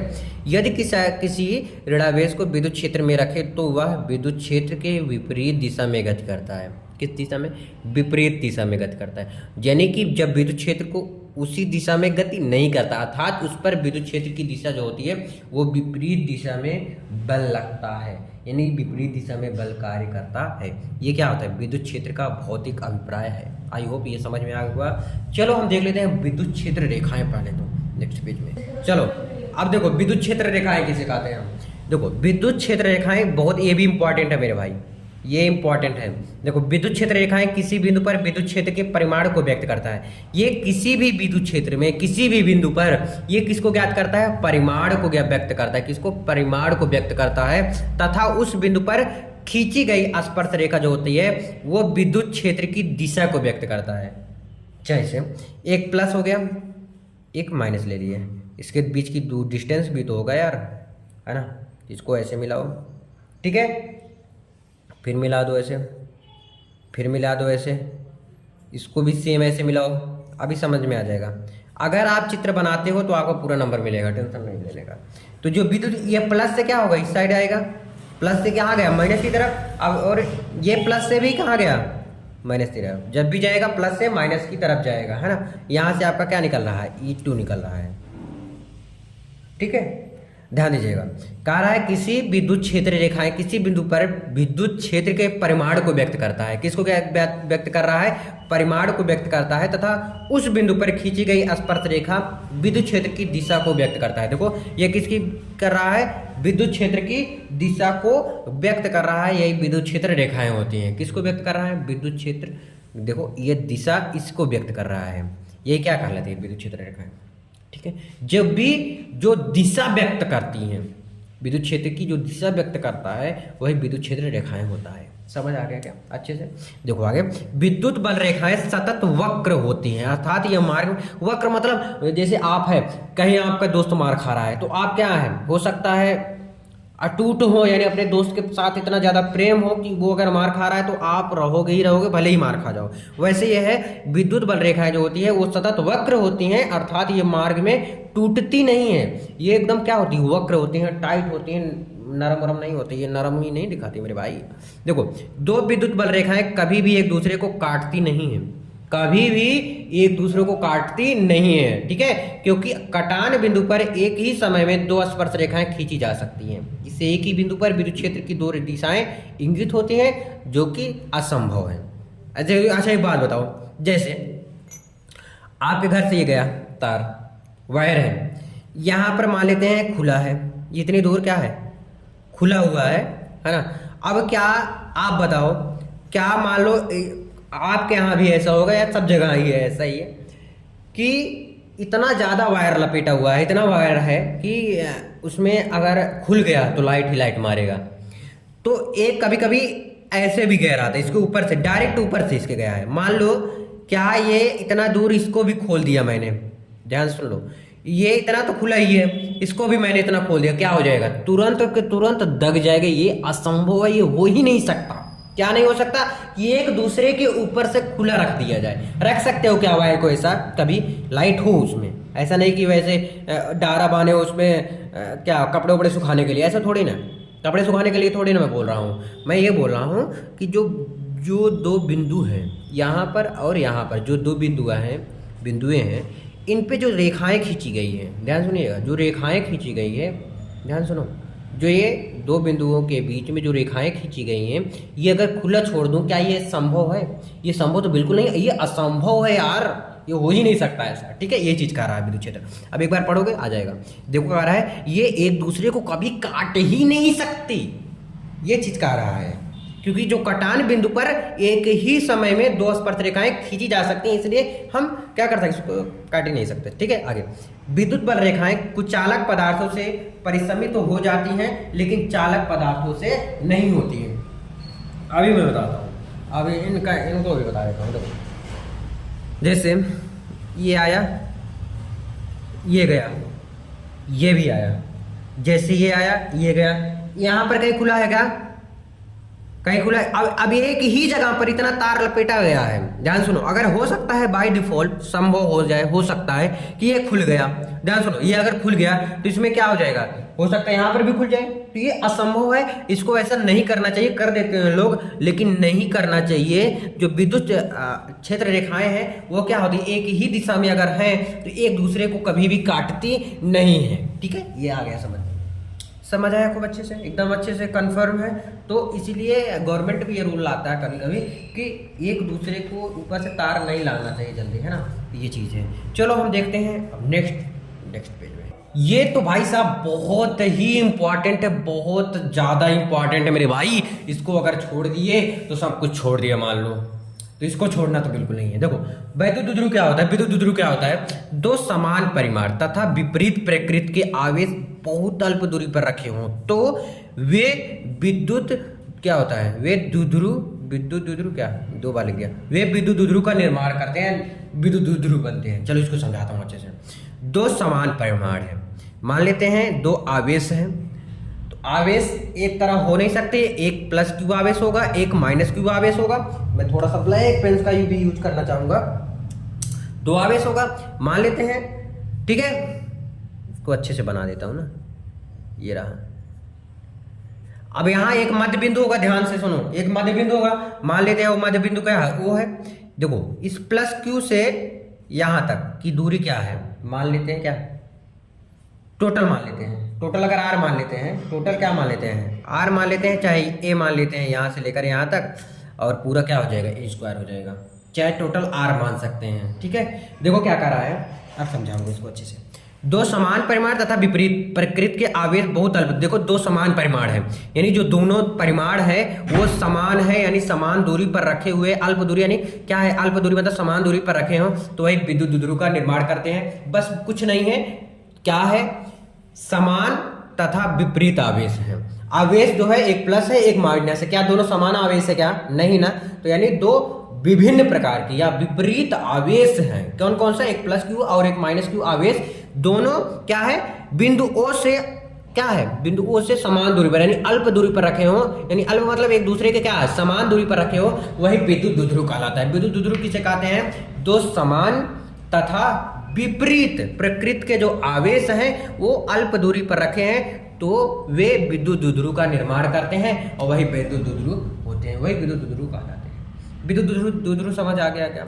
विद्युत द्विध्रुव किसे कहते हैं? दो समान तथा विपरीत, यानी एक समान हो गया एक विपरीत, दो समान तथा परिमाण तथा विपरीत प्रकृति के आवेश। समान परिमाण है, परिमाण क्या है इसका? समान है, लेकिन आवेश जो है वो भिन्न भिन्न है, उनको अल्प दूरी पर बहुत ही समान दूरी पर रखे हुए हो तो वे जो होता है वो विद्युत द्विध्रुव का निर्माण करते हैं, वही विद्युत द्विध्रुव कहते हैं। विद्युत द्विध्रुव आगुण समझ लेते हैं तुरंत के तुरंत, ठीक है। 2-3 मिनट इसमें भी लग जाएगा। देखो आवेश के परिमाण तथा उनके मध्य की दूरी के गुणनफल, यही सेम वही बनेगा। देखो सेम डायग्राम किसकी, इसमें सिर्फ आघूर्ण इसमें और जॉइंट हुआ है, ध्यान दीजिएगा। ये मान लेते हैं कोई मध्य बिंदु है, पूरा दूरी क्या है? 2a है, पूरी दूरी क्या है? 2a है। यहां से लेकर यहां तक की दूरी यानी a होगा, यहां से लेकर यहां तक की दूरी क्या होगा? a होगा, तो टोटल दूरी क्या हो गया? 2a हो गया। तो आवेश के परिमाण तथा उनके मध्य की दूरी के गुणनफल को, ध्यान सुनेगा, विद्युत द्विध्रुव आघूर्ण को हम P से प्रदर्शित करते हैं। किससे प्रदर्शित करते हैं? P से प्रदर्शित करते हैं। तो P इक्वल टू क्या हो गया? कोई आवेश है, आवेश भी भिन्न भिन्न होगा ना, कोई आवेश है, इस आवेश तथा इसके बीच की दूरी, इसके बीच की दूरी के गुणनफल को हम क्या कहते हैं? विद्युत द्विध्रुव आघूर्ण कहते हैं, ठीक है। समझ आ गया क्या? विद्युत द्विध्रुव आघूर्ण किसे कहते हैं? किसी आवेश तथा उसके बीच की दूरी के गुणनफल को क्या कहते हैं? विद्युत द्विध्रुव आघूर्ण कहते हैं। विद्युत द्विध्रुव आघूर्ण किसे कहते हैं? कोई आवेश है, आवेश के बीच की दूरी, आवेश तथा उसके बीच की दूरी, किसके? इन दोनों आवेशों के बीच की दूरी को क्या कहते हैं? गुणनफल को क्या कहते हैं? विद्युत द्विध्रुव आघूर्ण कहते हैं। समझ आ गया क्या? ये फॉर्मूला होता है। कभी कभी वेक्टर रहता है तो vector P equal to Q into 2a होता है। थोड़ा चीज इसमें 2-3 नोट डाउन कर लो, नोट लिख के, है ना। देखो विद्युत द्विध्रुव एक सदिश राशि है। कौन सी राशि है? सदिश राशि। क्यों होता है कमेंट करिए आप। सदिश राशि है पहला चीज। ये कौन सी राशि है? सदिश राशि है। इसका जो SI मात्रक होता है, SI मात्रक बहुत इंपॉर्टेंट है। SI मात्रक क्या होता है? कूलाम गुणे यानी इनटू मीटर होता है। और मीटर किस में लेंगे? सेंटीमीटर में हमेशा लेंगे, ठीक है, ठीक है। कभी कभी ये भी पूछ लेता है P इक्वल टू क्या होता है? M0 L1 T1 A1, ठीक है। और ध्यान दो, नोट लिखो, इंपॉर्टेंट है ये। देखो जो वेक्टर P की दिशा हमेशा माइनस आवेश से प्लस आवेश की होता है, ये लिख लो भाई। जो वेक्टर P की दिशा होती है, की दिशा हमेशा क्या होती है? हमेशा माइनस आवेश से प्लस आवेश की ओर होता है। ध्यान दो फिर से, देखो यार, जो विद्युत ध्रुव आघूर्ण क्या होता है, किसी आवेश तथा उन दोनों के बीच की दूरी को हम क्या कहते हैं, विद्युत ध्रुव आघूर्ण कहते हैं। ये कौन सी राशि है, ये सदिश राशि है। इसका एसआई मात्रक क्या होता है, कूलाम इंटू मीटर होता है। ठीक है, जो वेक्टर पी है इसकी दिशा हमेशा क्या होता है, माइनस आवेश से प्लस आवेश की ओर होता है। ये विद्युत ध्रुव आघूर्ण होता है। आई होप ये समझोगे। अब हम समझाते हैं नेक्स्ट पेज में नेक्स्ट स्टेजिंग। चलो अब इसको देख लेते हैं। ये क्या कह रहा है, इतना इंपॉर्टेंट नहीं है, लेकिन आने वाला जो भी अब इसके बाद से रहेगा भाई साहब, इसके बाद से भी कह सकते हैं हम लोग, लेकिन अगर उसके बाद अगर और कहेंगे तो वो तो भाई साहब खतरनाक है। खतरनाक मतलब इसलिए क्योंकि आसान तो बहुत ज्यादा है, लेकिन इम्पॉर्टेंट तो वो जबरदस्त है, बहुत ज्यादा इंपॉर्टेंट है, बहुत ही ज्यादा। ठीक है ना, तो चलो इसको देख लेते हैं। ये क्या कह रहा है, एक समान विद्युत क्षेत्र वेक्टर ई में रखने पर द्विध्रुव का प्रभाव यदि क्यू परिमाण। देखो विद्युत क्षेत्र जो है कि दिशा मान लेते हैं, ये है, हम बना लेते हैं इसको फटाफट ना,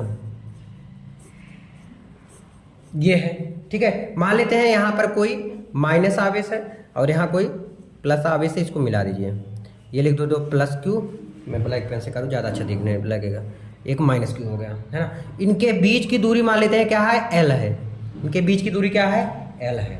अब यहीं पे हमें ज्ञात करना है, यहीं पे ज्ञात करना है क्या, vector F equal to minus के क्यू ई वेक्टर, यही ज्ञात करना, यहीं से ज्ञात करना है। और इसका जो फॉर्मूला है ना वो खतरनाक है। खतरनाक इसलिए मैं कह रहा हूँ क्योंकि वो इंपॉर्टेंट है। फॉर्मूला सिर्फ बात बता रहा हूँ, निगमन नहीं, फॉर्मूला इंपॉर्टेंट है। तो उस फॉर्मूला कैसे आया है ये चीज मैं बताने वाला हूँ आपको। ठीक है ना, देखो एक प्लस आवेश हो गया, जो प्लस आवेश है यहां से निकलेगा। ठीक है, तो क्या हो जाएगा, vector F equal to Q E, यानी एक बार प्लस हो रहा है, देखो माइनस के पास से माइनस निकल रहा है, प्लस के पास से प्लस निकल रहा है, लेकिन एफ इक्वल टू होता क्या है, फॉर्मूला क्यू ई होता है। एफ इक्वल टू क्या होता है, फॉर्मूला क्यू ई। तो यहाँ प्लस है, प्लस के साथ प्लस निकला, जिसके साथ कुछ नहीं रहा था उसके पास क्या होता है, प्लस होता है। मतलब जिसके पास कोई नहीं होता उसके साथ भोलेनाथ होते हैं। ठीक है, तो वैसे है। तो यहाँ पर भी देखो एफ इक्वल टू, यहाँ पर देखो ध्यान से, F equal to minus Q E हो जाएगा, यानी कि जो आवेश है माइनस आवेश है, यहाँ पे माइनस आवेश के साथ क्या हो जाएगा, माइनस लगेगा यहाँ पे। ठीक है, अंतर समझ रहे हो ना जो मैं बताना चाह रहा हूँ, इसको समझो यार। चलो देखो पढ़ लो इसको। देखो प्लस क्यू आवेश पर बल क्या लग रहा है, जो प्लस क्यू आवेश है उस पर बल क्या लग रहा है, F equal to Q E, क्या है, ई की दिशा में बना। ठीक है, समझ आया ना, क्योंकि जब भी अभी मैं थोड़ी देर पहले बताया, जो प्लस आवेश होता है वो क्या होता है, उसी की दिशा में बन रहा है, जो माइनस था वो उल्टे दिशा में बन रहा था, बताया था थोड़ी देर पहले बताया था आपको। तो माइनस क्यू आवेश पर बल जो होता है एफ, वो माइनस क्यू वी वेक्टर में वेक्टर ई की विपरीत दिशा में बन रहा है। वह विपरीत बलयुग में द्विध्रुव को घूर्णित करेगा, जिससे बलाघूर्ण उत्पन्न होता है। वो क्या करता है, घूर्णित करेगा, जिससे क्या होता है, बलाघूर्ण क्या होता है, उत्पन्न होता है। ठीक है, चलो करके देखते हैं। बलाघूर्ण, ये बलाघूर्ण क्या होता है, देखो बलाघूर्ण जो होता है टाउ से प्रदर्शित करते हैं, और ये याद कर लो, बलाघूर्ण टाउ टाउ टाउ टाउ, बलाघूर्ण टाउ, याद कर लो इसको। तो बलाघूर्ण जो होता है टाउ से प्रदर्शित करते हैं। बलाघूर्ण इक्वल टू क्या होता है, बल गुणे, यानी बलों की क्रिया रेखा से लंबवत दूरी। देखो बलाघूर्ण इक्वल टू क्या होता है, बल गुणे बलों की क्रिया रेखा से लंबवत दूरी। ठीक है, बलाघूर्ण टाउ से प्रदर्शित करते हैं। टाउ इक्वल टू बल किसे, एफ हो गया, गुणे बलों की क्रिया रेखा से लंबवत दूरी क्या है, देखो दो आवेश है, एक बार आवेश लिख दो, और जो एक मध्य बिंदु होगा, मध्य बिंदु मान लेते हैं क्या है, ओ है, तो ओ क्यू हो गया। इसको हम समीकरण नंबर क्या मान लेते हैं, एक मान लेते हैं। अब देखो, अब किसमें ज्ञात करना है मुझे, ध्यान से सुनो एकदम अच्छे से। देखो इसमें आउट डायग्राम बनेगा, यहाँ कहीं का बनेगा, इसको ऐसे ही मैं रहने देता हूँ, लेकिन मैं इसको सिद्ध करा के दिखा देता हूँ आपको सिर्फ। देखो पी ओ क्यू में, तो ये उतना इंपॉर्टेंट नहीं है, मैं बता दे रहा हूँ फॉर्मूला, लेकिन इसका बहुत ज़्यादा इंपॉर्टेंट है।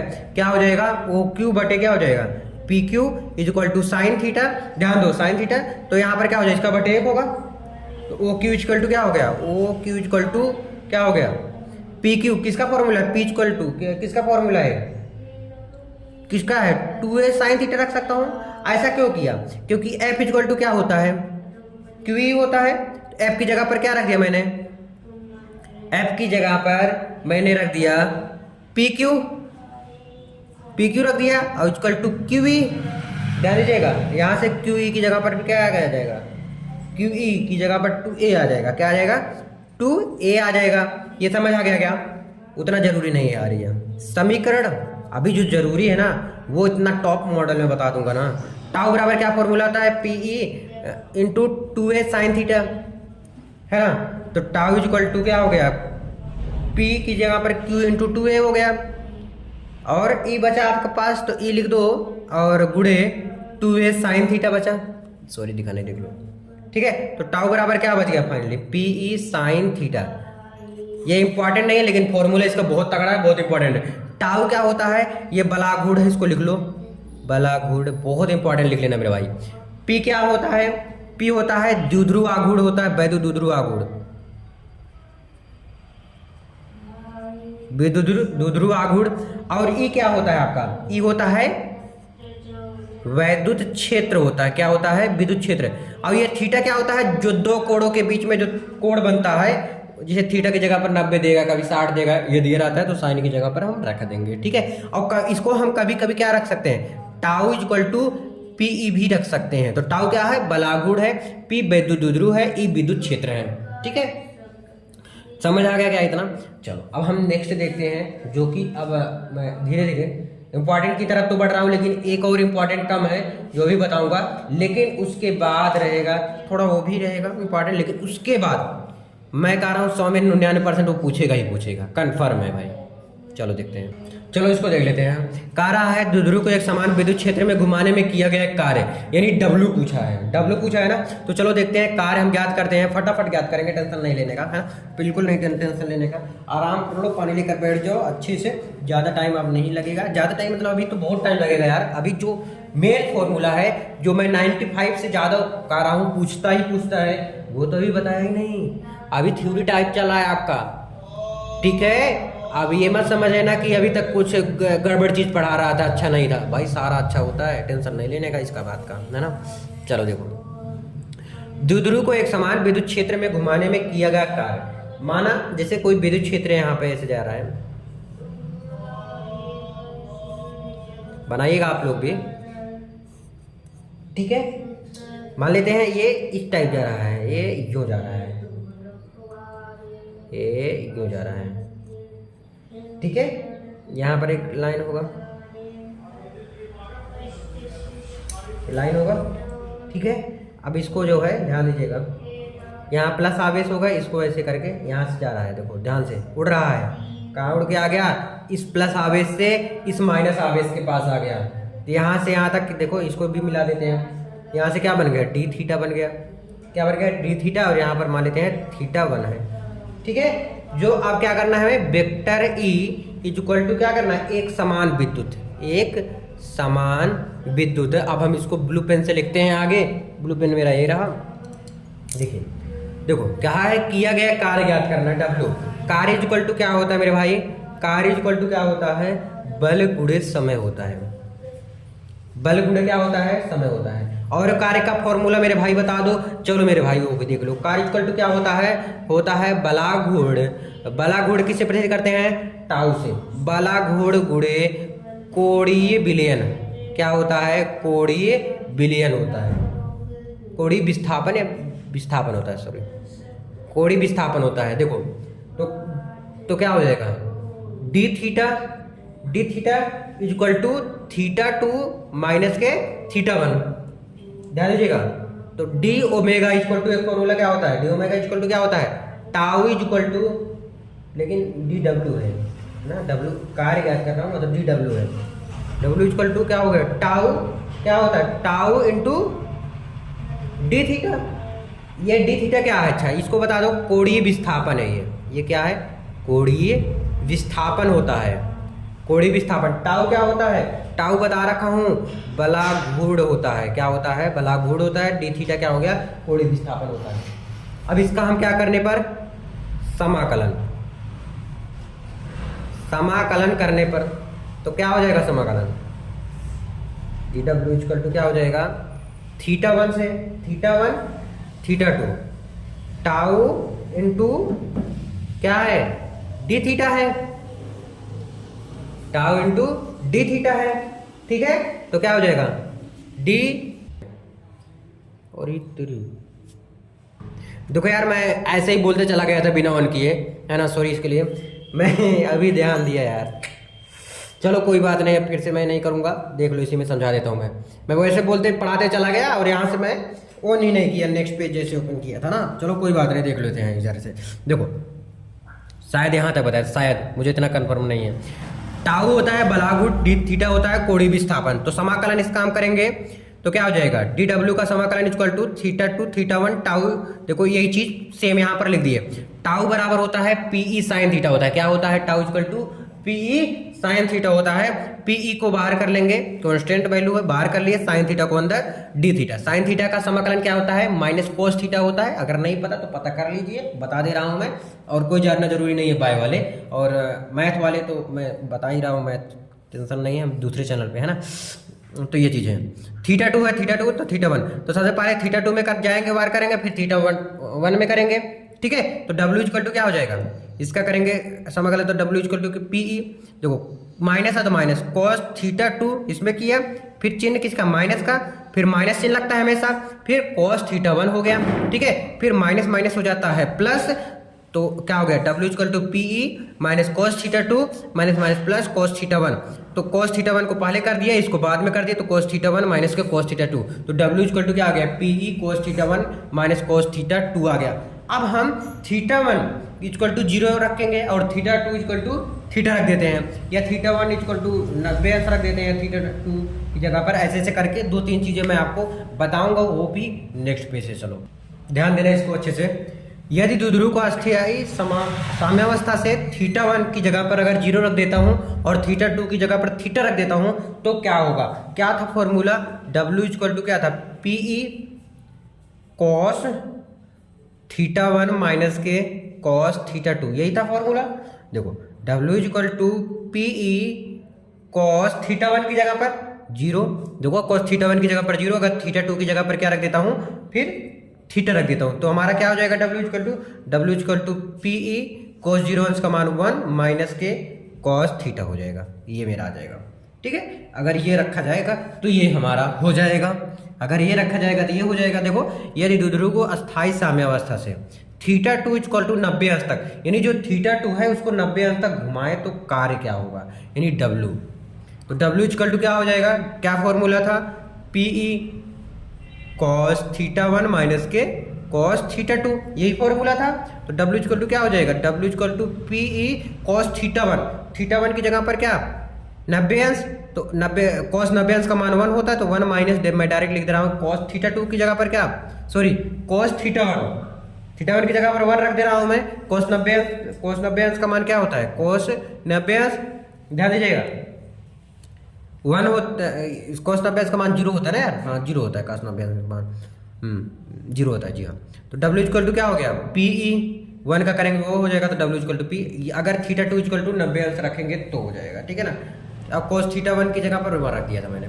ठीक है, अगला है जब द्विध्रुव को अस्थायी साम्यावस्था थीटा 1 इक्वल टू 0 से थीटा 2 इक्वल टू 180 अंश तक घुमाए तो कार्य, फॉर्मूला क्या था, W equal to PE cos theta 1 minus के कॉस थीटा 2, ये है। तो डब्ल्यू इक्वल टू क्या है, पीई, देखो कॉस थीटा 1 की जगह पर क्या रख दोगे, 0 अंश, माइनस कॉस थीटा 2 की जगह पर क्या रख दोगे, 180।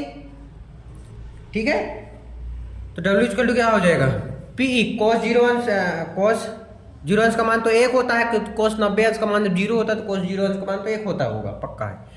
माइनस कॉस 90 अंश का मान क्या होता है, -1 होता है। W equal to PE 1 minus क्या हो गया, +1, तो डब्ल्यू इक्वल टू क्या हो गया, 1 जुड़ जाएगा, 2 हो जाएगा, तो 2 का देखो पीई यहाँ पर हो जाएगा 2, तो 2 का इसमें करा देंगे गुणा, तो डब्ल्यू इक्वल टू क्या हो जाएगा, 2PE हो जाएगा, क्या हो जाएगा, 2PE, ये आ गया आपका। ठीक है, इस प्रकार से अगर आएगा आपको फॉर्मूला तो आप कर ले जाओगे, उम्मीद है। अब हम देखते हैं नेक्स्ट पेज में नेक्स्ट निगमन देखते हैं और उसके बाद जो वाला आएगा ना भाई, मैं कह रहा हूँ बहुत ज़्यादा ही इम्पोर्टेंट है, बहुत बहुत ज़्यादा इम्पोर्टेंट है, समझ लेना। तो चलो फटाक से यहीं पे बता देता हूँ। देखो द्विध्रुव की स्थितिज ऊर्जा, स्थितिज ऊर्जा जो होता है वो U से प्रदर्शित करते हैं। किससे? U से।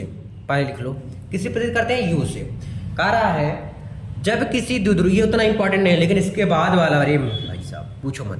जब किसी द्विध्रुव Q1 × 2a को अनंत से विद्युत क्षेत्र में स्थित किसी बिंदु तक लाया जाता है तो उसके लिए किया गया कार्य, अनंत से एकदम लास्ट से अगर उसको लाया जाता है तो उसमें जो किया गया जो कार्य होता है वही द्विध्रुव की स्थितिज ऊर्जा कहलाता है। क्या कहलाता है मेरे भाई?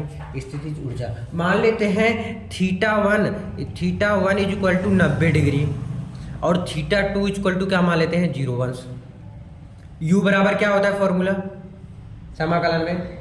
ये 90, ये क्या 0, 90 से 0 टाउ इंटू डी थीटा, यही होता है ना मेरे भाई। तो U = क्या हो जाएगा? U = हो जाएगा PE और क्या होता है? cos θ1 माइनस के cos θ2। ठीक है, समझ आया बात? U = क्या हो जाएगा? PE, θ1 की जगह पर क्या रखना है? 90 cos 90 माइनस θ2 की जगह पर 0। तो U = क्या हो गया? PE cos 90 अंश का मान कितना होता है? cos 90 अंश का मान अभी थोड़ी देर पहले बताया था मैंने, 0 होता है और cos 0 अंश का मान क्या होता है? 1 होता है। ठीक है, ठीक है, समझ आया क्या? इसका इसमें करा दोगे गुणा, क्या हो जाएगा? माइनस के PE हो जाएगा। तो हम लगा देंगे इसमें वेक्टर। अब देखो ध्यान से, जब थीटा, ध्यान दीजिए, थीटा = क्या हो? 90 अंश हो तो क्या होगा? जब थीटा = 90 अंश हो तब क्या होगा भाई? ये भी क्वेश्चन बनना चाहिए ना। U = क्या हो जाएगा? माइनस PE cos थीटा यानी cos 90 अंश। तो U = 90 अंश है ना थीटा की जगह पर, माइनस PE तो cos 90 अंश का मान क्या होता है? 0 होता है। तो 0 का गुणा करेंगे तो क्या हो जाएगा? 0। जब थीटा बराबर 90 अंश होगा तो हमारा U का मान क्या हो जाएगा? 0 हो जाएगा। क्या हो जाएगा? 0 हो जाएगा। समझ में आया क्या अच्छे से? ठीक है ना? ध्यान दीजिएगा। फिर क्या है, अगर ध्यान दीजिएगा, लिखो थोड़ा चीजें। जब द्विध्रुव को अनंत से ध्यान दीजिएगा, अनंत से अस्थाई साम्यावस्था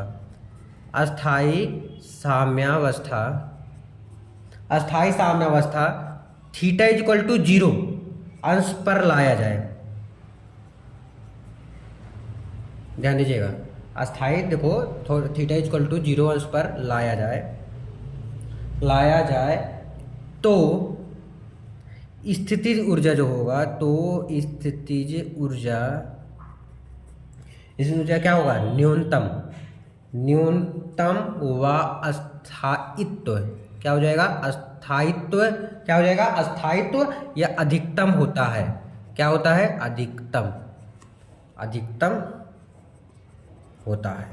ठीक है, तो U = क्या हो गया? U = minus PE sign theta.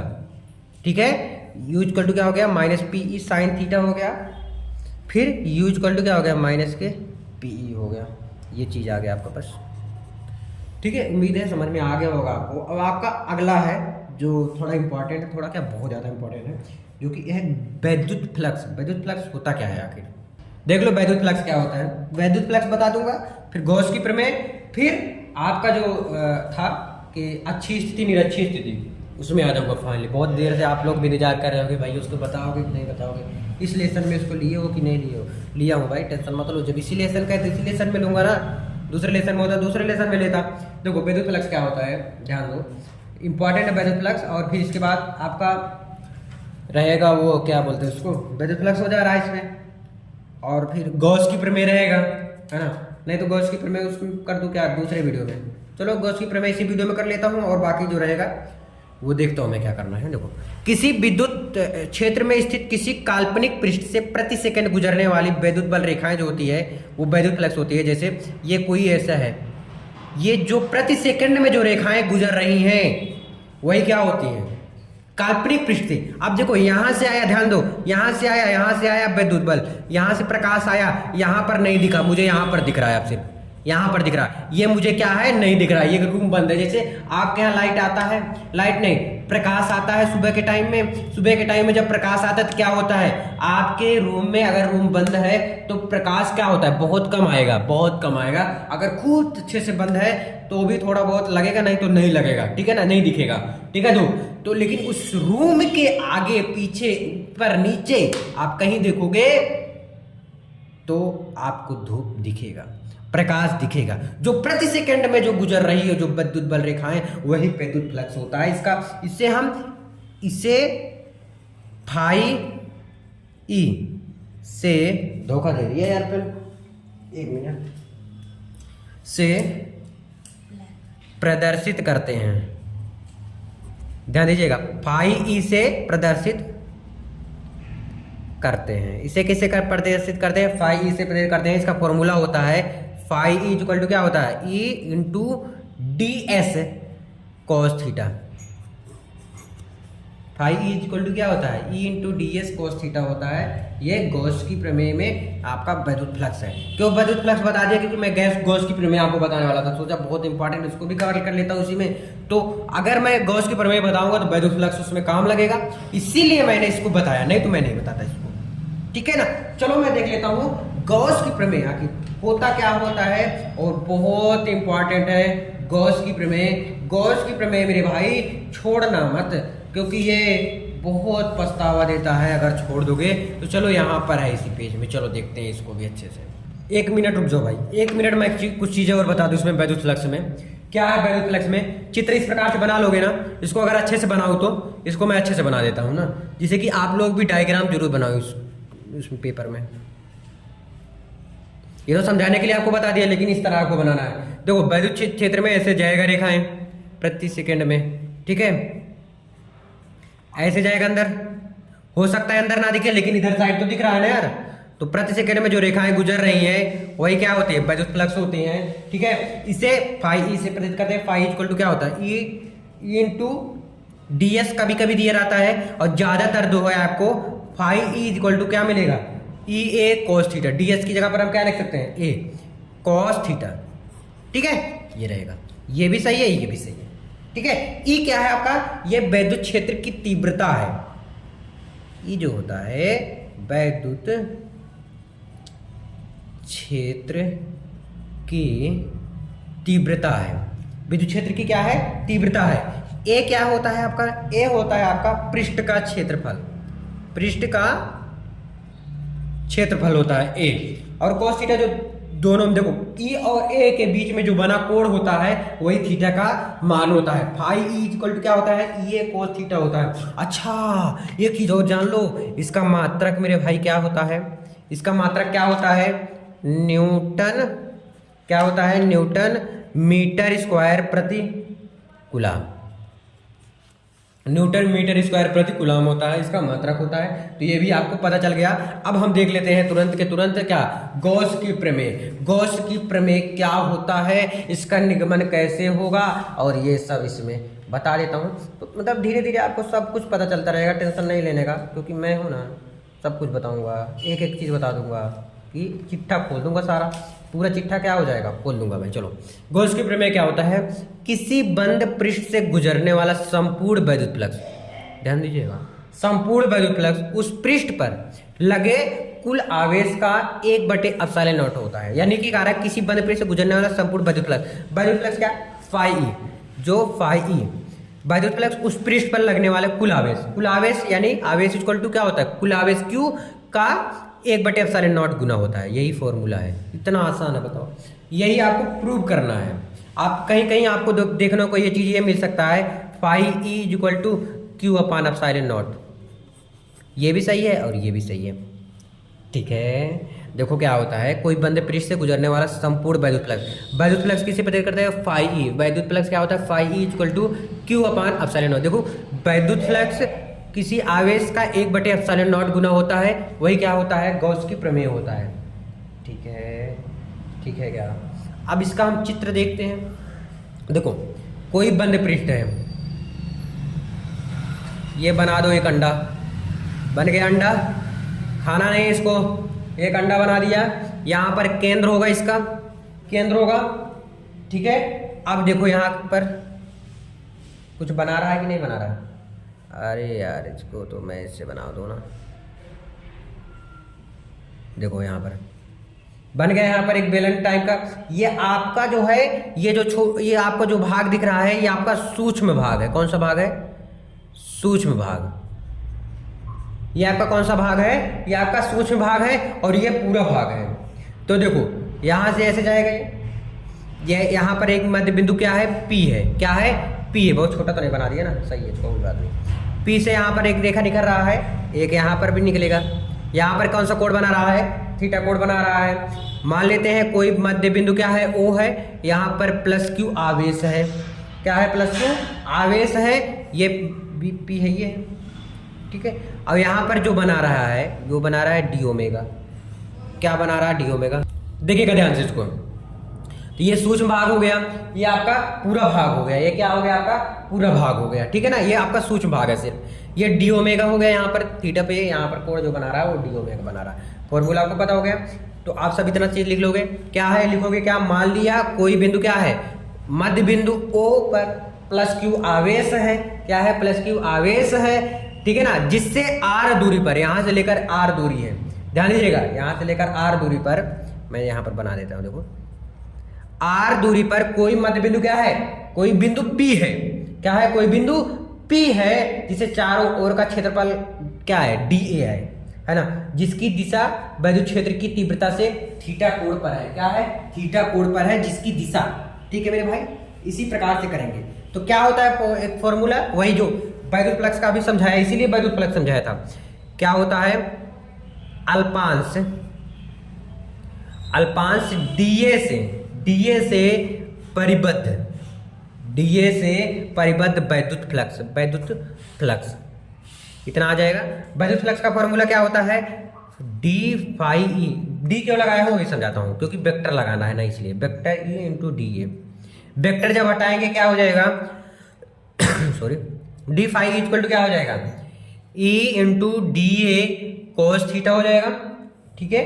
ध्यान दीजिएगा, डी फाई इक्वल टू क्या होता है? 1/4 pi epsilon naught into Q upon are square into D A cos theta. क्या हो जाएगा? डी ए कोस थीटा हो जाएगा। डी फाई इक्वल टू क्या हो जाएगा? कितना है? अब देखो क्यू को अपान 4 पाई एप्सिलॉन नॉट को बाहर कर लेता हूं, फिर क्या बच रहा है आपके पास? डी ए कोस थीटा बटेगे आर स्क्वायर बच रहा है, ठीक है। तो क्या हो जाएगा? D phi equal to Q upon 4 pi epsilon naught into, ये किसका फॉर्मूला है? डी ओमेगा का। किसका है? डी ओमेगा, क्योंकि डी ओमेगा इक्वल टू होता है डी ए कोस थीटा बटे के आर स्क्वायर। मैंने लिख दिया डी ओमेगा, लिख दिया ना। अब हम पूरे पृष्ठ के लिए निकालूंगा, किसके? संपूर्ण पृष्ठ के लिए, यानी कि पूरे पृष्ठ के लिए निकालूंगा। क्या होता है संपूर्ण पृष्ठ? Phi E equal to Q upon, देखो डी हट जाएगा संपूर्ण पृष्ठ के लिए, 4 pi epsilon naught into d omega. यही है ना। तो देखो डी ओमेगा को अगर मैं हटाऊंगा तो यहां पर क्या आ जाएगा? संपूर्ण पृष्ठ के लिए 4 पाई आ जाएगा। तो यहां पर हम लिख देते हैं डायरेक्ट 4 पाई। संपूर्ण पृष्ठ के लिए जब निकाल रहा हूं तो 4 पाई से 4 पाई पिटा गया, तो फाई इक्वल टू क्या बच गया? यहां पर क्या है? 4 पाई कट गया ना, क्यू अपान एप्सिलॉन नॉट आ गया। यही आपको प्रूव करना था, यही आपको क्या करना था? प्रूव करना था। आ गया? प्रूव हो गया क्या? अच्छे से प्रूव हो गया ना? अच्छे से समझ आया क्या? तो ये गॉस की प्रमेय को प्रूव करना था, ये आपको आ गया है, ठीक है ना। अब हम देखते हैं घन कोण देख लेते हैं, फिर उसके बाद आपको आगे चलते हैं धीरे धीरे। चलो ध्यान देना, ये टॉपिक जितना बताया हूं सब में से सबसे ज्यादा पूछे जाने वाले क्वेश्चन में से एक है। 100 में 95, 98, 99% ये पूछता है मेरे भाई। अगर इसको सीख गए आप ना, तो मैं कह रहा हूं पहले लेसन का जो इम्पोर्टेंट आपका प्रूव करने वाला है ये आपको आ जाएगा 100%। ये उसमें से एक है। अब समझ जाइए कितना इंपॉर्टेंट होगा, तब इसको मैं ऐसा कह रहा हूं। समझ आई बात ना? देखो, द्विध्रुव के कारण उत्पन्न होने वाले क्या यार पेन नहीं चला, कोई बात नहीं, चलो मैं ले लेता हूँ, पेन चेंज कर लेता हूँ। क्या कह रहा है इसमें, द्विध्रुव के कारण उत्पन्न होने वाला वैद्युत क्षेत्र, द्विध्रुव के कारण, कौन सा, जो वैद्युत ध्रुव आपको समझाया ना उसी से निकलेगा। तो द्विध्रुव के अच्छी बिंदु पर विद्युत क्षेत्र निकालना, क्या अच्छी स्थिति पर, ध्यान देना इसको। देखो यार कठिन कुछ भी नहीं है, आसान है, मैं 100% कहता हूँ। अगर आप लास्ट तक देखते हैं ये वाला तो किसी की औकात नहीं कि आपको समझाने से रोक दे, यानी कि समझ में आ जाएगा। ठीक है, तो ध्यान से देखेंगे। देखो ये द्विध्रुव है, तो पहले वैद्युत द्विध्रुव है ना, तो पहले वैद्युत द्विध्रुव हम बनाते हैं, ध्यान देना। ये पहले मैं वैद्युत द्विध्रुव ऐसे बनता है कुछ, वैद्युत द्विध्रुव बताया मैं, वैद्युत द्विध्रुव बताया। यहाँ पर कोई मध्य बिंदु क्या है, ओ है, क्या है मध्य बिंदु, कोई ओ होगा 100%। ओ से आर दूरी पर, कहाँ कितने दूरी पर, आर दूरी पर, आर दूरी पर कोई बिंदु क्या है, पी है, मान लेते हैं क्या है, कोई बिंदु पी है, यहीं पे हमें विद्युत क्षेत्र ज्ञात करना है, यानी ई ज्ञात करना है। ध्यान देना यहाँ पे अच्छे से, यह है कोई बिंदु। अब यहाँ से भी कुछ दूरी हो गई, यहाँ से लेकर ये क्या हो जाएगा, आर माइनस एल हो जाएगा दूरी। अब यहाँ से ज्ञात करेंगे, क्योंकि एक आवेश मान लेते हैं, ये माइनस क्यू आवेश है, एक प्लस क्यू आवेश है, और यहाँ से दूरी देख लेते हैं, तो यहाँ से दूरी क्या हो जाएगी, आर प्लस यल हो जाएगा। क्या हो जाएगा, आर प्लस यल हो जाएगा। समझ में आ गया क्या इतना अच्छे से, ठीक है, कोई दिक्कत नहीं। देखो ये हो गया, ध्यान देना, ये माइनस क्यू से पी के बीच की दूरी आर प्लस यल है, तथा मध्य बिंदु ओ से इसकी पूरी दूरी कितना होगा भैया, 2l होगा ना, तो इसीलिए तो मैं इतना लिया हूँ, तो यहाँ से l माइनस किया हूँ, r माइनस एल, ये r प्लस एल है, और O से लेकर r दूरी पर कोई बिंदु क्या है, P है, जहाँ पर मुझे विद्युत क्षेत्र की तीव्रता ज्ञात करनी है या विद्युत क्षेत्र ज्ञात करना है। ठीक है, ये चीज़ मैं लिखा हूँ यहाँ पे, देखो क्या लिखा हूँ, माना माइनस क्यू तथा प्लस क्यू गुलाम के दो आवेश अल्प दूरी पर रखें, अल्प दूरी यानी समान दूरी पर, तो वैद्युत द्विध्रुव बनता है। इनके मध्य बिंदु O से r दूरी पर बिंदु P है, जहाँ पर विद्युत क्षेत्र की तीव्रता ज्ञात करना है, तथा प्लस क्यू गुलाम के लिए, गुलाम के लिए मैं थोड़ा सा जूम इन कर दूं, आपको तब वैसे समझ आएगा। 1 मिनट ऐसे चल रखो आप लोग। हाँ, गुलाम के लिए r माइनस एल तथा माइनस क्यू गुलाम के लिए r प्लस एल। यही चीज देखो, माइनस क्यू के लिए r प्लस एल हो गया, और प्लस क्यू आवेश के लिए क्या हो गया, r माइनस एल हो गया। यही चीज मैं लिखा हूँ यहाँ पर, और कुछ नहीं लिखा हूँ अपनी तरफ से। ठीक है, अब हम प्लस क्यू आवेश के कारण याद करेंगे। प्लस क्यू आवेश के कारण क्या फॉर्मूला होता है, आवेश के कारण फॉर्मूला क्या होता है, E इक्वल टू होता है 1/4 pi epsilon naught into Q1 नहीं, एक आवेश है ना, Q बटे क्या होता है, R स्क्वायर है ना।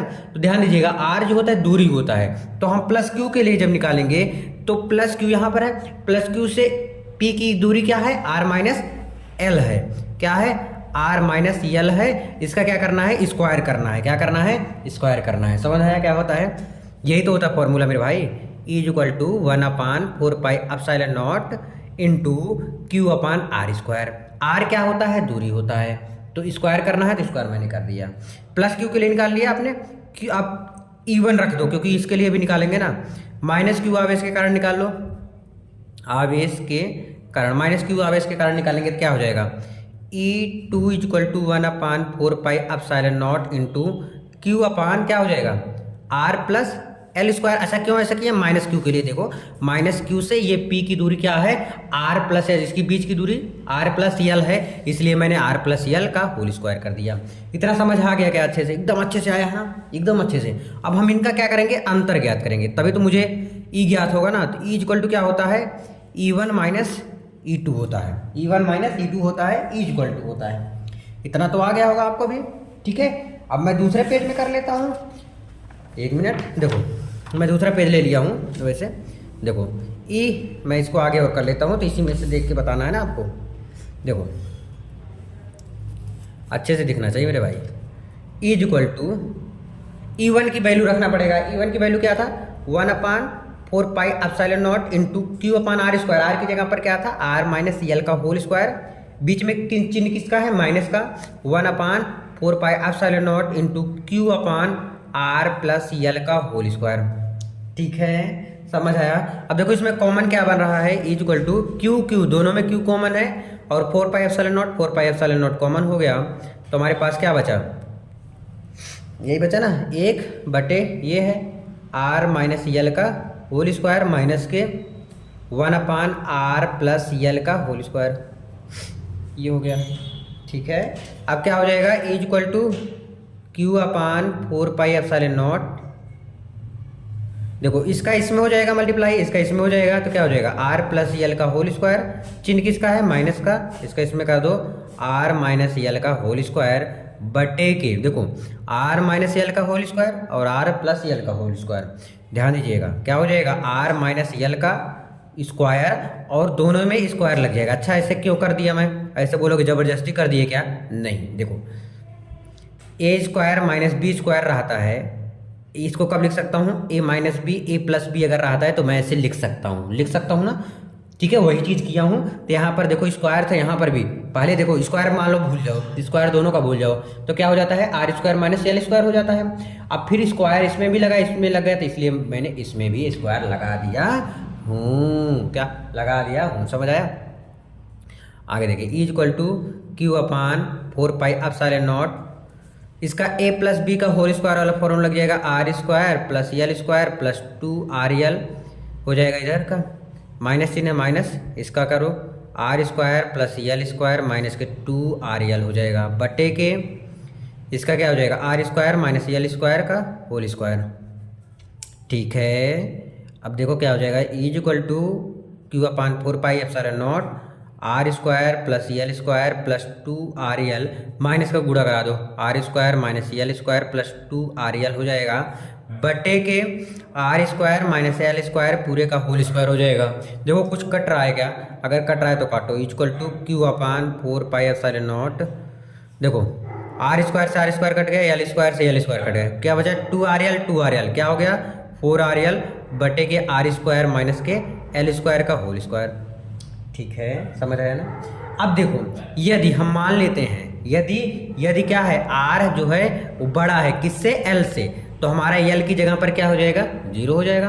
अगर हम मान लेते हैं मेरे भाई r जो है बहुत बड़ा है, ठीक है, तो l इक्वल टू क्या हो जाएगा 0 हो जाएगा। और q का इधर गुणा करा दे रहा हूँ, is equal to Q/4πε0 into, ठीक है, देखो 2rl को हम 2r इंटू 2l लिख सकता हूँ क्या, देखो 2 2 4 यानी 2 दूनी 4 4rl हो गया। इसको जो है l की जगह पर 0 हो जाएगा, तो क्या बचा यहाँ पर आर स्क्वायर का स्क्वायर इसका भी है, तो यहाँ पर भी स्क्वायर लग जाएगा। ठीक है, समझ आया ना। तो क्या हो जाएगा is equal to Q/4πε0 into, देखो ये 1 लिख दो यहाँ पर, क्यों ऐसा कर रहा हूँ टेंशन मतलब बता रहा हूँ। q को अंदर इधर गुणा करा दो, q into 2r into 2l बटे क्या है आर स्क्वायर का होल स्क्वायर। देखो एक फॉर्मूला होता है वैद्युत द्विध्रुव आघूर्ण का, P इक्वल टू क्या होता है 2ql होता है, P इक्वल टू, ठीक है, ये वैद्युत द्विध्रुव आघूर्ण का फॉर्मूला होता है। अगर आप स्टार्टिंग से देख रहे हो तो आपको समझ में आ रहा होगा। ठीक है, हम 2ql 1/4πε0 इंटू, ध्यान दीजिएगा P की जगह पर अब क्या है 2q, देखो 2ql यानी 2l यहाँ से ले लिया और q यहाँ से ले लिया, क्या बचा इसकी जगह पर 2l और q की जगह पर मैंने p रख दिया और क्या बचा 2r बचा। देखो r की पावर 4 है एक प्रकार से मान लो, यानी कि इसको हम ऐसे भी लिख सकता हूँ ना r into R into R into R, यानी r को कितनी बार 2 यहाँ 2 यहाँ, यानी 4 बार, 1 2 3 4। ठीक है, एक बार इससे कट गया, ठीक है, एक बार कटा है। अब स्क्वायर होता तब यहाँ 2 होता है। अभी मत कर लेना कि 2 बार आ रहा है, नहीं ये नहीं है, गलत बात मत करो मेरे भाई। 4πε0 इंटू क्या है 2p बटे के r कितना बार है 3 बार है, यानी क्या हो गया r का क्यूब हो गया। तो is equal to 1/4πε0 into 2p बटे r क्यूब हो जाएगा। ये किसका है वैद्युत द्विध्रुव का कौन सा स्थिति है, अच्छी स्थिति है।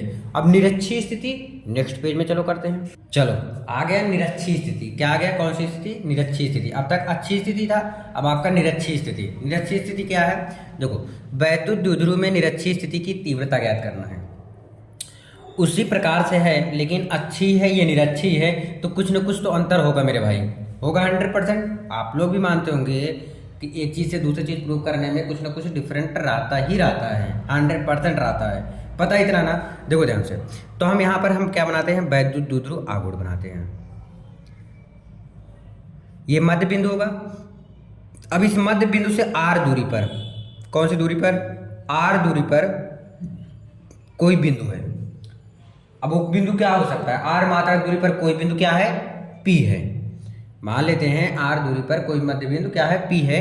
तो यहां से लेकर यहां तक की दूरी क्या हो जाएगी आपके, यल।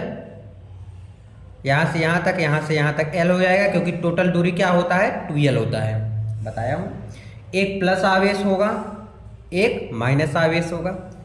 अब यहां से इसको मिला दीजिए और इसको इसमें लगा दीजिए। अब पाइथागोरस प्रमेय लगा दीजिए। तो प्लस क्यू आवेश के लिए तो ये दूरी कितना है, आर है, और ये एल है। प्लस के लिए निकालेंगे तो क्या हो जाएगा, आर स्क्वायर प्लस के एल स्क्वायर हो जाएगा, प्लस के लिए निकालेंगे जब। अगर माइनस के लिए निकालेंगे क्या हो जाएगा, आर स्क्वायर माइनस के एल स्क्वायर हो जाएगा। ठीक है, इसको भी कुछ इस प्रकार से निकलेगा। और ये यहाँ पर एक कोड बना ले रहा है, थीटा कोड बना रहा है, जो मुझे वैद्युत क्षेत्र यही ज्ञात करना है। उम्मीद है आप समझे होंगे।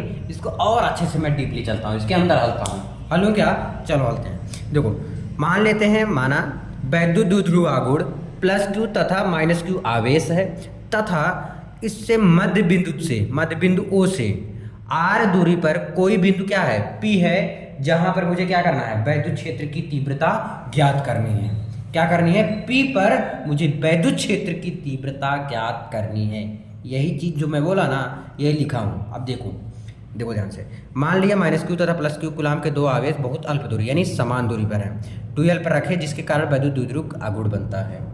द्विध्रुव के मध्य बिंदु से r मात्रक दूरी पर कोई बिंदु P है, जहां हमें वैद्युत क्षेत्र की तीव्रता ज्ञात करनी है। क्या करनी है, वैद्युत क्षेत्र की तीव्रता ज्ञात करनी है। तो हम प्लस क्यू आवेश के कारण निकालेंगे, प्लस क्यू आवेश के कारण, प्लस क्यू आवेश के कारण क्या होता है, फॉर्मूला E1 हो जाएगा ना, E1 equal to 1/4πε0 into Q upon are square. अब देखिए प्लस क्यू के लिए निकाल रहा हूं, तो प्लस क्यू के लिए क्या है, प्लस क्यू के लिए क्या है, √r square plus L square, R square plus के एल स्क्वायर। देखो और पूरे का होल स्क्वायर कर देंगे। क्यों, क्योंकि अभी थोड़ी देर पहले मैं बताया था E इक्वल टू क्या होता है, 1/4πε0 into Q upon are square होता है।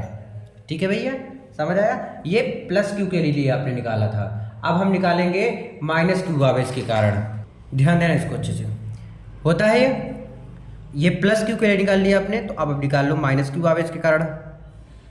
क्यू आवेश के कारण, माइनस क्यू आवेश के कारण निकालेंगे, क्या हो जाएगा, E2 इक्वल टू क्या हो जाएगा, 1/4πε0 into Q upon are square minus के एल स्क्वायर। अब बोलोगे भैया माइनस क्यों कर दिए, यार माइनस क्यू के लिए निकाल रहा हूँ ना। देखो माइनस क्यू के लिए जब निकालूंगा तो आर स्क्वायर माइनस के एल स्क्वायर हो जाएगा। ठीक है, ये चीज है, समझ आया ना। अब हमें परिणामी वैद्युत क्षेत्र ज्ञात करना होगा। परिणामी वैद्युत क्षेत्र की तीव्रता, किसकी तीव्रता, परिणामी वैद्युत क्षेत्र की तीव्रता ज्ञात करना पड़ेगा। क्या होता है, कॉस, देखो फॉर्मूला पहले देख लो क्या होता है। E इक्वल टू क्या होता है, E1 cos थीटा 2 है, E1 E2 वैद्युत क्षेत्र, तो E2 हो जाएगा cos थीटा। ठीक है, इसमें कॉमन क्या दिख रहा है आपको, E equal to cos theta common दिख रहा है, तो यहाँ पर क्या आ जाएगा, E1 प्लस E2। अब E1 E2 की वैल्यू तो मुझे पता है, यहाँ पर E1 की वैल्यू है, E2 की वैल्यू ये रहा, यहाँ पे पुट कर देंगे। लेकिन cos थीटा की वैल्यू क्या होता है, cos थीटा होता है आधार बटे के कर्ण। आधार आपका L है, जो कि साफ साफ दिख रहा है, तो ये L बटे क्या हो जाएगा, देखो आधार तो L ही है ना, L बटे के √ में आर स्क्वायर प्लस के एल स्क्वायर हो जाएगा। ठीक है मेरे भाई, तो रख देते हैं E इक्वल टू L बटे के √ में आर स्क्वायर प्लस के एल स्क्वायर।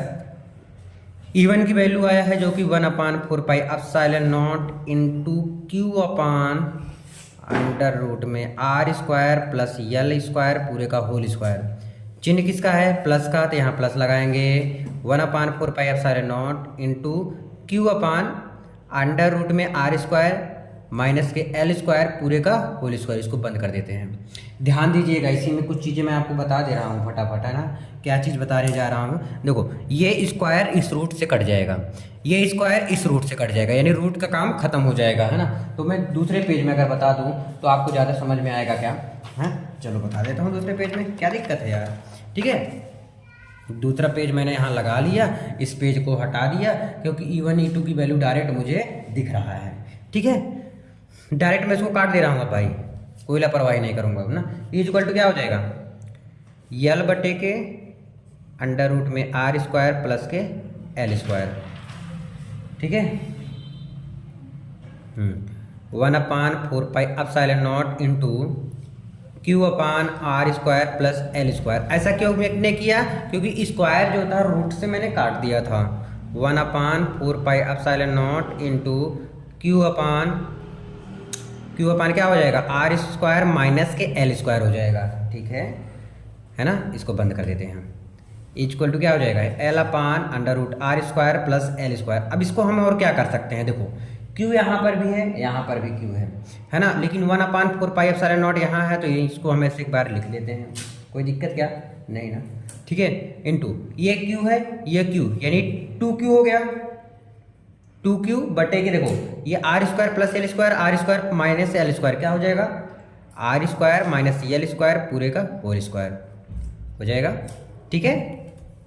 आगे देखिए इज इक्वल टू एल को हम इसमें गुणा करा देते हैं, क्यों, क्योंकि वैद्युत द्विध्रुव आघूर्ण का मेरा फॉर्मूला बन जाएगा, पी इक्वल टू 2ql बन जाएगा, ठीक है।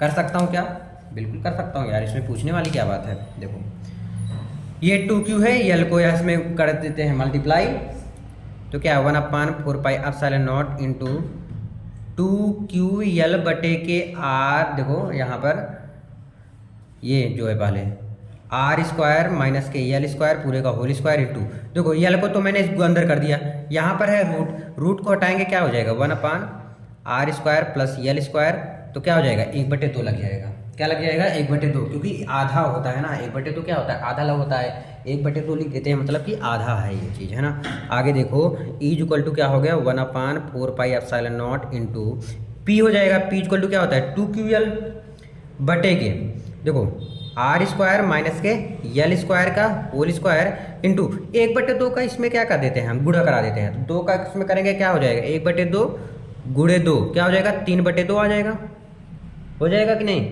हो जाएगा ना। देखो आगे माना या यदि जो है एल हमारा क्या है छोटा है किससे, आर से, तो हमारा एल इज इक्वल टू क्या हो जाएगा 0 हो जाएगा। आगे देखो is equal to 1/4 epsilon naught into P बटे के आर स्क्वायर, ध्यान दीजिए आर स्क्वायर ये तो 0 हो गया, की पावर क्या है 3/2 है, तो 2 से 2 कट गया आपका, क्या बच गया is equal to 1/4 epsilon naught into P बटे के आर क्यूब। यही आपको प्रूव करना था, यही आपको क्या करना था, प्रूव करना था, जो कि प्रूव हो गया है। आप लोग का बहुत ज़्यादा डिमांड आ रहा है भाई ये फिजिक्स, अरे आ गया यार ले लो अब फिजिक्स का भी काम खत्म हो गया, ठीक है, समझ आ गया क्या अच्छे से। अब चलो अगला देख लेते हैं फटाक से। अब इसको हम देख लेते हैं, बहुत ही ज़्यादा इंपॉर्टेंट है। अब इस पर मैं लिख दूं अगर वेरी इंपॉर्टेंट, तो कहीं दिक्कत भी नहीं रहेगा। ये वेरी इंपॉर्टेंट है, वेरी मोस्ट इंपॉर्टेंट है भाई साहब, बहुत ज़्यादा इंपॉर्टेंट है, कई सालों से पूछा जा रहा है एग्जाम में ना। तो इसको कैसे बताया जाए एकदम आसान तरीके से, जी हाँ एकदम आसान तरीके से बताऊंगा, टेंशन मत लो, एकदम आसान तरीके से, एकदम गर्दा मचा दोगे आप लोग, बता दे रहा हूँ मैं, क्या गर्दा मचा दोगे, बस सिर्फ 10 से 15 मिनट इसको लगेगा बताने में। तो बड़ा है थोड़ा सा यार, इतना आसानी से 6 नंबर मिल जाएगा, 5 नंबर 6 नंबर 4 नंबर। देखो ध्यान से, इसमें कहा रहा अनंत लंबाई के समान रूप से आवेशित सीधे तार, कोई तार है सीधा, देखो ये सीधा तार है, ध्यान देना ये क्या है आपका सीधा तार है कोई, इसको यहाँ से बंद कर दो, ये यहाँ पर बंद कर दो। सीधे तार के निकट देखिए आवेशित 2 प्रकार, आवेश कितने प्रकार के होता है, एक प्लस आवेश एक माइनस आवेश। इस पे जो है ये प्लस आवेश है, कौन सा आवेश है, प्लस आवेश है, ध्यान देना इसमें क्या रखा है, प्लस आवेश रखा गया है, ध्यान देना, एकदम अच्छे से समझा रहा हूँ, टेंशन नहीं लेने का, ठीक है। अब इसको ये क्या है, ये आपका तार है, ठीक है। अब कह रहा है विद्युत क्षेत्र की तीव्रता का व्यंजक गॉस की प्रमेय से ज्ञात करना है, गॉस की प्रमेय से ज्ञात करना है, तो पहले हम इसमें बेलन बना देते हैं। बेलन कैसे बनेगा, टेंशन नहीं लेने का, एकदम आराम से समझने का। वैसे बेलन तो मैं अच्छे से नहीं बना पाऊंगा, टेंशन नहीं लेने का, फिर भी आप लोग बनाइएगा अच्छे से ना।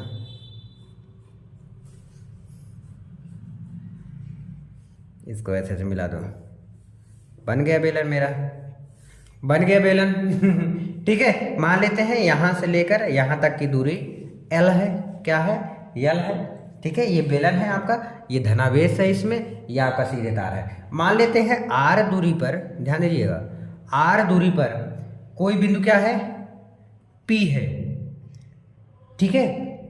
और यहीं पे हमें क्या ज्ञात करना है, विद्युत क्षेत्र की तीव्रता ज्ञात करना है, और यहीं पे डी ए दिया, दोनों क्या है, समान रूप से है। और मान लेते हैं यहाँ पर कहीं पे, ठीक है, देखो यहाँ पर वेक्टर में दे रहा है डी ए वेक्टर, और वेक्टर ई भी ज्ञात करना है, ठीक है। इसको भी बंद कर दो, ध्यान देने तब अच्छे से समझा रहा हूँ, टेंशन नहीं लेने का मेरे भाई।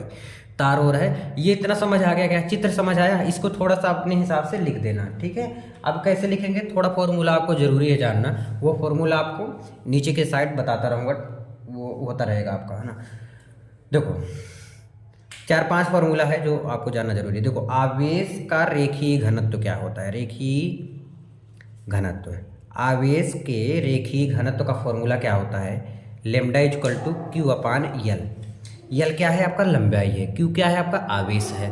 ये आपका भी काम लगेगा, तो मैं इसे थोड़ा पहले ही लिख दे रहा हूँ। अब मुझे क्या करना है, वैसे वैद्युत फ्लक्स का फॉर्मूला क्या होता है, वैद्युत फ्लक्स की परिभाषा से, किसे, वैद्युत फ्लक्स की परिभाषा से, वैद्युत फ्लक्स का फॉर्मूला क्या होता है, फाई ई इक्वल टू समाकलन, इंटीग्रेशन बोलते हैं इसको, समाकलन E vector E into D A, vector D A, ठीक है। वेक्टर हटाने के लिए तो हमारा क्या लग जाएगा, E into D A cos theta लग जाएगा, ठीक है ना। अब हम थीटा इक्वल टू क्या रख देंगे, 0 रख देंगे, थीटा इक्वल टू 0 रख देंगे, क्यों, क्योंकि जो कि देखो ये दोनों क्या है, आपस में बराबर है, इसलिए कॉस 0 रख देंगे, ठीक है। देखो क्या हो जाएगा, phi E equal to E into D A cos 0, तो कॉस 0 अंश का मान कितना होता है, 1 होता है, कितना होता है, 1। तो ये क्या हो जाएगा, phi E equal to E into D A हो जाएगा, ई को आप बाहर कर दो, phi E equal to E को बाहर कर दिए, कांस्टेंट के रूप में बाहर हो जाएगा, तो हमारे पास क्या बचा है, डी ए बचा, डी ए बचा कि नहीं बचा, इसको करेंगे समाकलन का कर दो, क्या हो जाएगा, फाई ई इक्वल टू क्या हो जाएगा, ई, इसका करेंगे तो ए आ जाएगा। इसको हम समीकरण नंबर क्या मान लेते हैं, 1 मान लेते हैं, समीकरण नंबर क्या मान लेते हैं, इसको हम 1 मान लेते हैं। अब देखो गॉस की प्रमेय से, गॉस की प्रमेय से, गॉस की प्रमेय क्या होता है, गॉस की प्रमेय का फॉर्मूला क्या होता है, phi E equal to Q upon आप सारे नॉट, इसको समीकरण नंबर आप क्या दे दो, 2 दे दो, इसको क्या समीकरण नंबर 2 नाम रख दो इसका।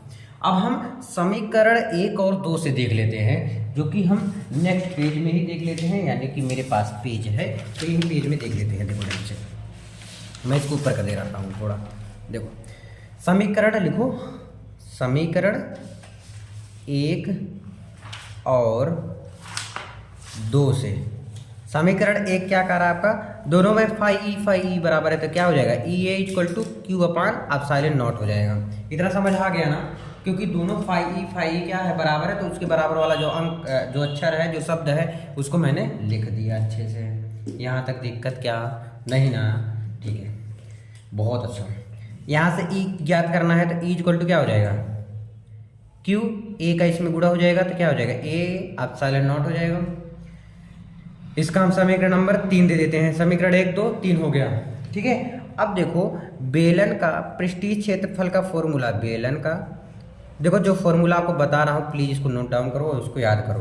पृष्ठीय क्षेत्रफल का जो फॉर्मूला क्या होता है, a equal to 2 pi r l होता है, ए इक्वल टू क्या होता है, 2 पाई आर एल, और एक क्या होता है, lambda equal to Q upon L होता है। तो क्यू आवेश है, एल आपका क्या है, लंबाई है। यहाँ से अगर मैं क्यू ज्ञात करूँ तो क्या, Q is equal to lambda बटे 1 लिख देते हैं, इसका इसमें हो जाएगा, क्या हो जाएगा, लेमडा एल हो जाएगा, क्या हो जाएगा, लेमडा एल हो जाएगा। अब हम समीकरण 3 से खेलेंगे, समीकरण 3 से खेलेंगे, मतलब देखो समीकरण 3 आपका क्या है, E is equal to Q upon A epsilon naught, यही है ना भैया, यही है। तो ई इज इक्वल टू क्या हो जाएगा, क्यू की जगह पर क्या हो जाएगा, लेमडा एल रख दो, क्यू की जगह पर मैंने लेमडा एल रख दिया, ठीक है। अब कुछ नहीं करना, छिड़खानी ज़्यादा नहीं करना है, अब कोई फॉर्मूला याद रखना जरूरी नहीं है, बस अभी तो हो गया, बस इससे ज़्यादा फॉर्मूला नहीं लगेगा। देखो ये हो गया लेमडा एल, क्यू की जगह पर क्या हो गया, लेमडा एल हो गया, और क्या करेंगे, ए ए की जगह पर क्या हो जाएगा 2 पाई आर एल हो जाएगा। अब साइलेंट नॉट है तो इसको हम कर देंगे। देखो कुछ कट रहा है क्या, E is equal to L से एल पिटा गया, एल से एल क्या हो गया कट गया, तो क्या बचा लेमडा बटे 2 पाई आर अब साइलेंट नॉट बच गया। क्या हो गया 2 पाई आर अब साइलेंट नॉट। ठीक है, इसको तो मैं ऐसे भी तो लिख सकता हूँ ना यार। देखो पहले हम 2 से गुणा कर देते हैं, 2 से गुणा। अब जब गुणा करेंगे तो भाई भाग भी करना पड़ेगा, गुणा करने पर यानी ऊपर नीचे दोनों साइड करने पर ना, तो ई इक्वल टू क्या हो जाएगा 2 लेमडा बटे के 2 गुणे 2 पाई आर एप्सिलॉन नॉट। ठीक है, ई इक्वल टू क्या हो जाएगा आपका 2 लेमडा बटे 2 दूनी 4 पाई आर एप्सिलॉन नॉट हो जाएगा। इसको तो ऐसे भी लिख सकता हूँ ना, E equal to 1/4 pi epsilon naught into 2 lambda बटे के आर हो जाएगा।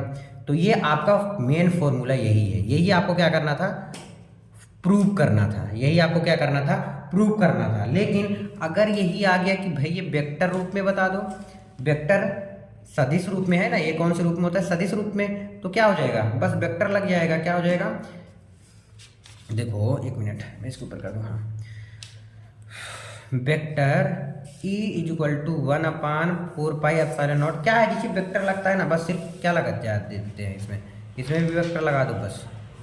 उम्मीद है ये भी आपको समझ में आ गया होगा। अब हम देख लेते हैं नेक्स्ट पेज में, उम्मीद है समझ में आ गया होगा। चलो देखिए एक न्यूमेरिकल है, थोड़ा सा मैं जूम करूँगा। हाँ एक न्यूमेरिकल है, बहुत इंपॉर्टेंट न्यूमेरिकल है और न्यूमेरिकल करके आपको बताऊंगा। देखो न्यूमेरिकल कैसे होता है, वैसे कई कोई न्यूमेरिकल आपको चल रहा है लगातार, बता ही रहा हूँ, एक आध दो बता भी दिया। देखो क्या होता है न्यूमेरिकल, यही होता है भैया। न्यूमेरिकल आपको ये देखते हैं कि आपको फॉर्मूला याद है कि नहीं, ये पूरा फॉर्मूला पे बेस्ड है। अगर आपको पता हो गया ना, जितना चीज़ मैं बताया अच्छे से आप देख लिए ना, तो आपको आता होगा, ये मैं विश्वास के साथ कर सकता हूँ। ऐसा क्यों कह रहा हूँ अभी समझो। देखो 3.2 इंटू 10⁻19 गुलाम तथा -3.2 गुणे 10⁻19 गुलाम के 2 बिंदु आवेश हैं।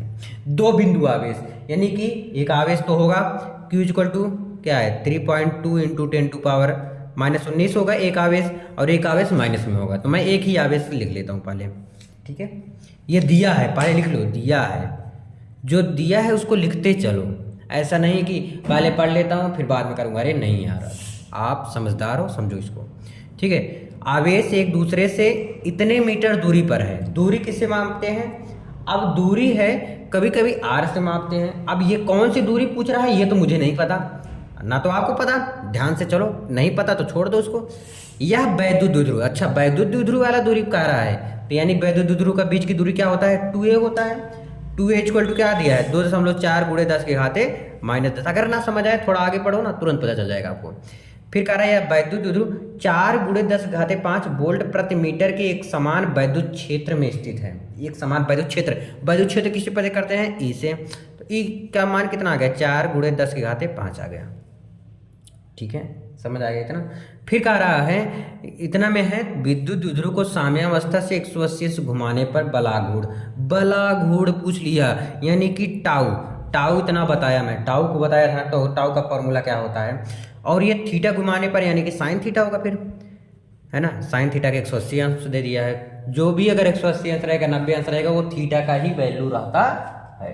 समझ आया क्या, अच्छे से समझिए इसको, ठीक है। देखो अब मुझे बलाघूर्ण ज्ञात करना है, तो बलाघूर्ण ज्ञात जो करना होता है उसका फॉर्मूला लिख लो। बलाघूर्ण का फॉर्मूला क्या होता है टाउ का, टाउ इक्वल टू क्या होता है PE साइन थीटा। ध्यान देना टाउ कैसे ज्ञात होगा, जब मेरा P पता रहेगा, जब मुझे E पता रहेगा, और जब मुझे साइन थीटा पता रहेगा, तभी तो टाउ ज्ञात हो जा पाएगा। अच्छा एक बात बताओ, आपसे मैं पूछता हूँ, क्या आप P भी नहीं पता है, E और साइन थीटा पता है, तो क्या टाउ ज्ञात कर पाओगे, नहीं। तो सबसे पहले क्या ज्ञात करोगे, P ज्ञात करोगे। या आपको E नहीं पता है और P पता है, तो सबसे पहले E ज्ञात करोगे, ठीक है ना। अब मुझे पता चल गया कि इसमें से क्या ज्ञात करना है। अब इसमें खोजेंगे क्या क्या दिया है क्या क्या नहीं। देखो P दिया है क्या, नहीं दिया। E दिया है, हाँ दिया है। साइन थीटा, हाँ दिया है, यानी E दिया है, P नहीं दिया है, P ज्ञात करना है। तो P का कोई ऐसा फॉर्मूला बताओ, P का कोई ऐसा, चाहे जो P का कोई ऐसा फॉर्मूला बताओ जिसमें से 2-3 मतलब हो जो उसमें मैच करता हो। जैसे P बराबर क्या होता है, Q इंटू 2A किसका फॉर्मूला है? वैद्युतद्रु आघूर्ण का फॉर्मूला है। ध्यान से सुनिएगा। तो P की वैल्यू मुझे ज्ञात करना पड़ेगा, यहाँ से ज्ञात करना है। Q की वैल्यू दिया है क्या? हाँ दिया है ऊपर। 2A का दिया है? हाँ दिया है। तो यानी P मुझे ज्ञात हो जाएगा। जब P आप ज्ञात कर ले जाओगे तब टाउ तुरंत ज्ञात हो जाएगा। टाउ की इतनी औकात नहीं कि वो ज्ञात ना हो, ठीक है। चलो ज्ञात कर लेते हैं, ध्यान दीजिएगा। P इक्वल टू क्या हो जाएगा? P equal to Q into 2A। P equal to आवेश कितना है? 3.2 गुणे 10 की घाते माइनस 19 गुणे 2A। 2A की वैल्यू क्या है? 2.4 गुणे 10 की घाते माइनस के 10। ये चीज़ है ना। तो P इक्वल टू क्या हो गया? 3.2 और 2.4 का हम तो गुणा कराएंगे पहले। चलो यहाँ करके बताता हूँ। 3.2 2.4 का गुणा कर, 4 दूनी 8 4 3 12, क्योंकि आप लोग इसी में बच जाते हो गुड़ाई में। 2 दूनी 4 2 3 6, तो 8 4 2 6 6 1 7। दशमलव के उधर देखो कितना अंक है? 1 1 1 1 2, यानी इधर लग जाएगा 7.68 आ गया। कितना? 7.68 गुणे, देखो 10 घाते माइनस 19 10 घाते माइनस 10, तो यानी कि माइनस माइनस क्या हो जाएगा? प्लस हो जाएगा, लेकिन चिन्ह किसका लगेगा?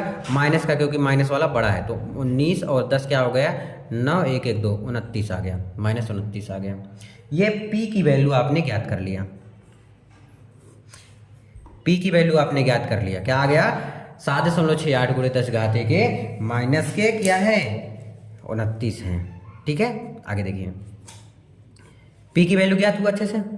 अब P की वैल्यू इसमें रखेंगे, यानी कि क्या है? टाउ बराबर PE साइन थीटा, ठीक है। तो टाउ इक्वल टू P की वैल्यू क्या आ गया? ये रहा 7.68 गुणे 10 की घाते माइनस के 29 गुणे E की वैल्यू ऊपर दिया है 4 गुणे 10 की घाते 5 और गुणे साइन थीटा। साइन थीटा यानी 180 अंश, साइन 180 अंश।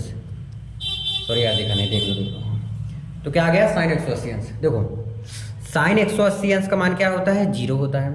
अब इसको क्या गुणा करने से कोई फायदा है? नहीं। तो साइन 180 अंश का पता हो गया, जब 0 है तो इसका गुणा करेंगे तो क्या आ जाएगा? टाउ इक्वल टू 0 आ जाएगा। क्या आ जाएगा? टाउ इक्वल टू 0 आ जाएगा।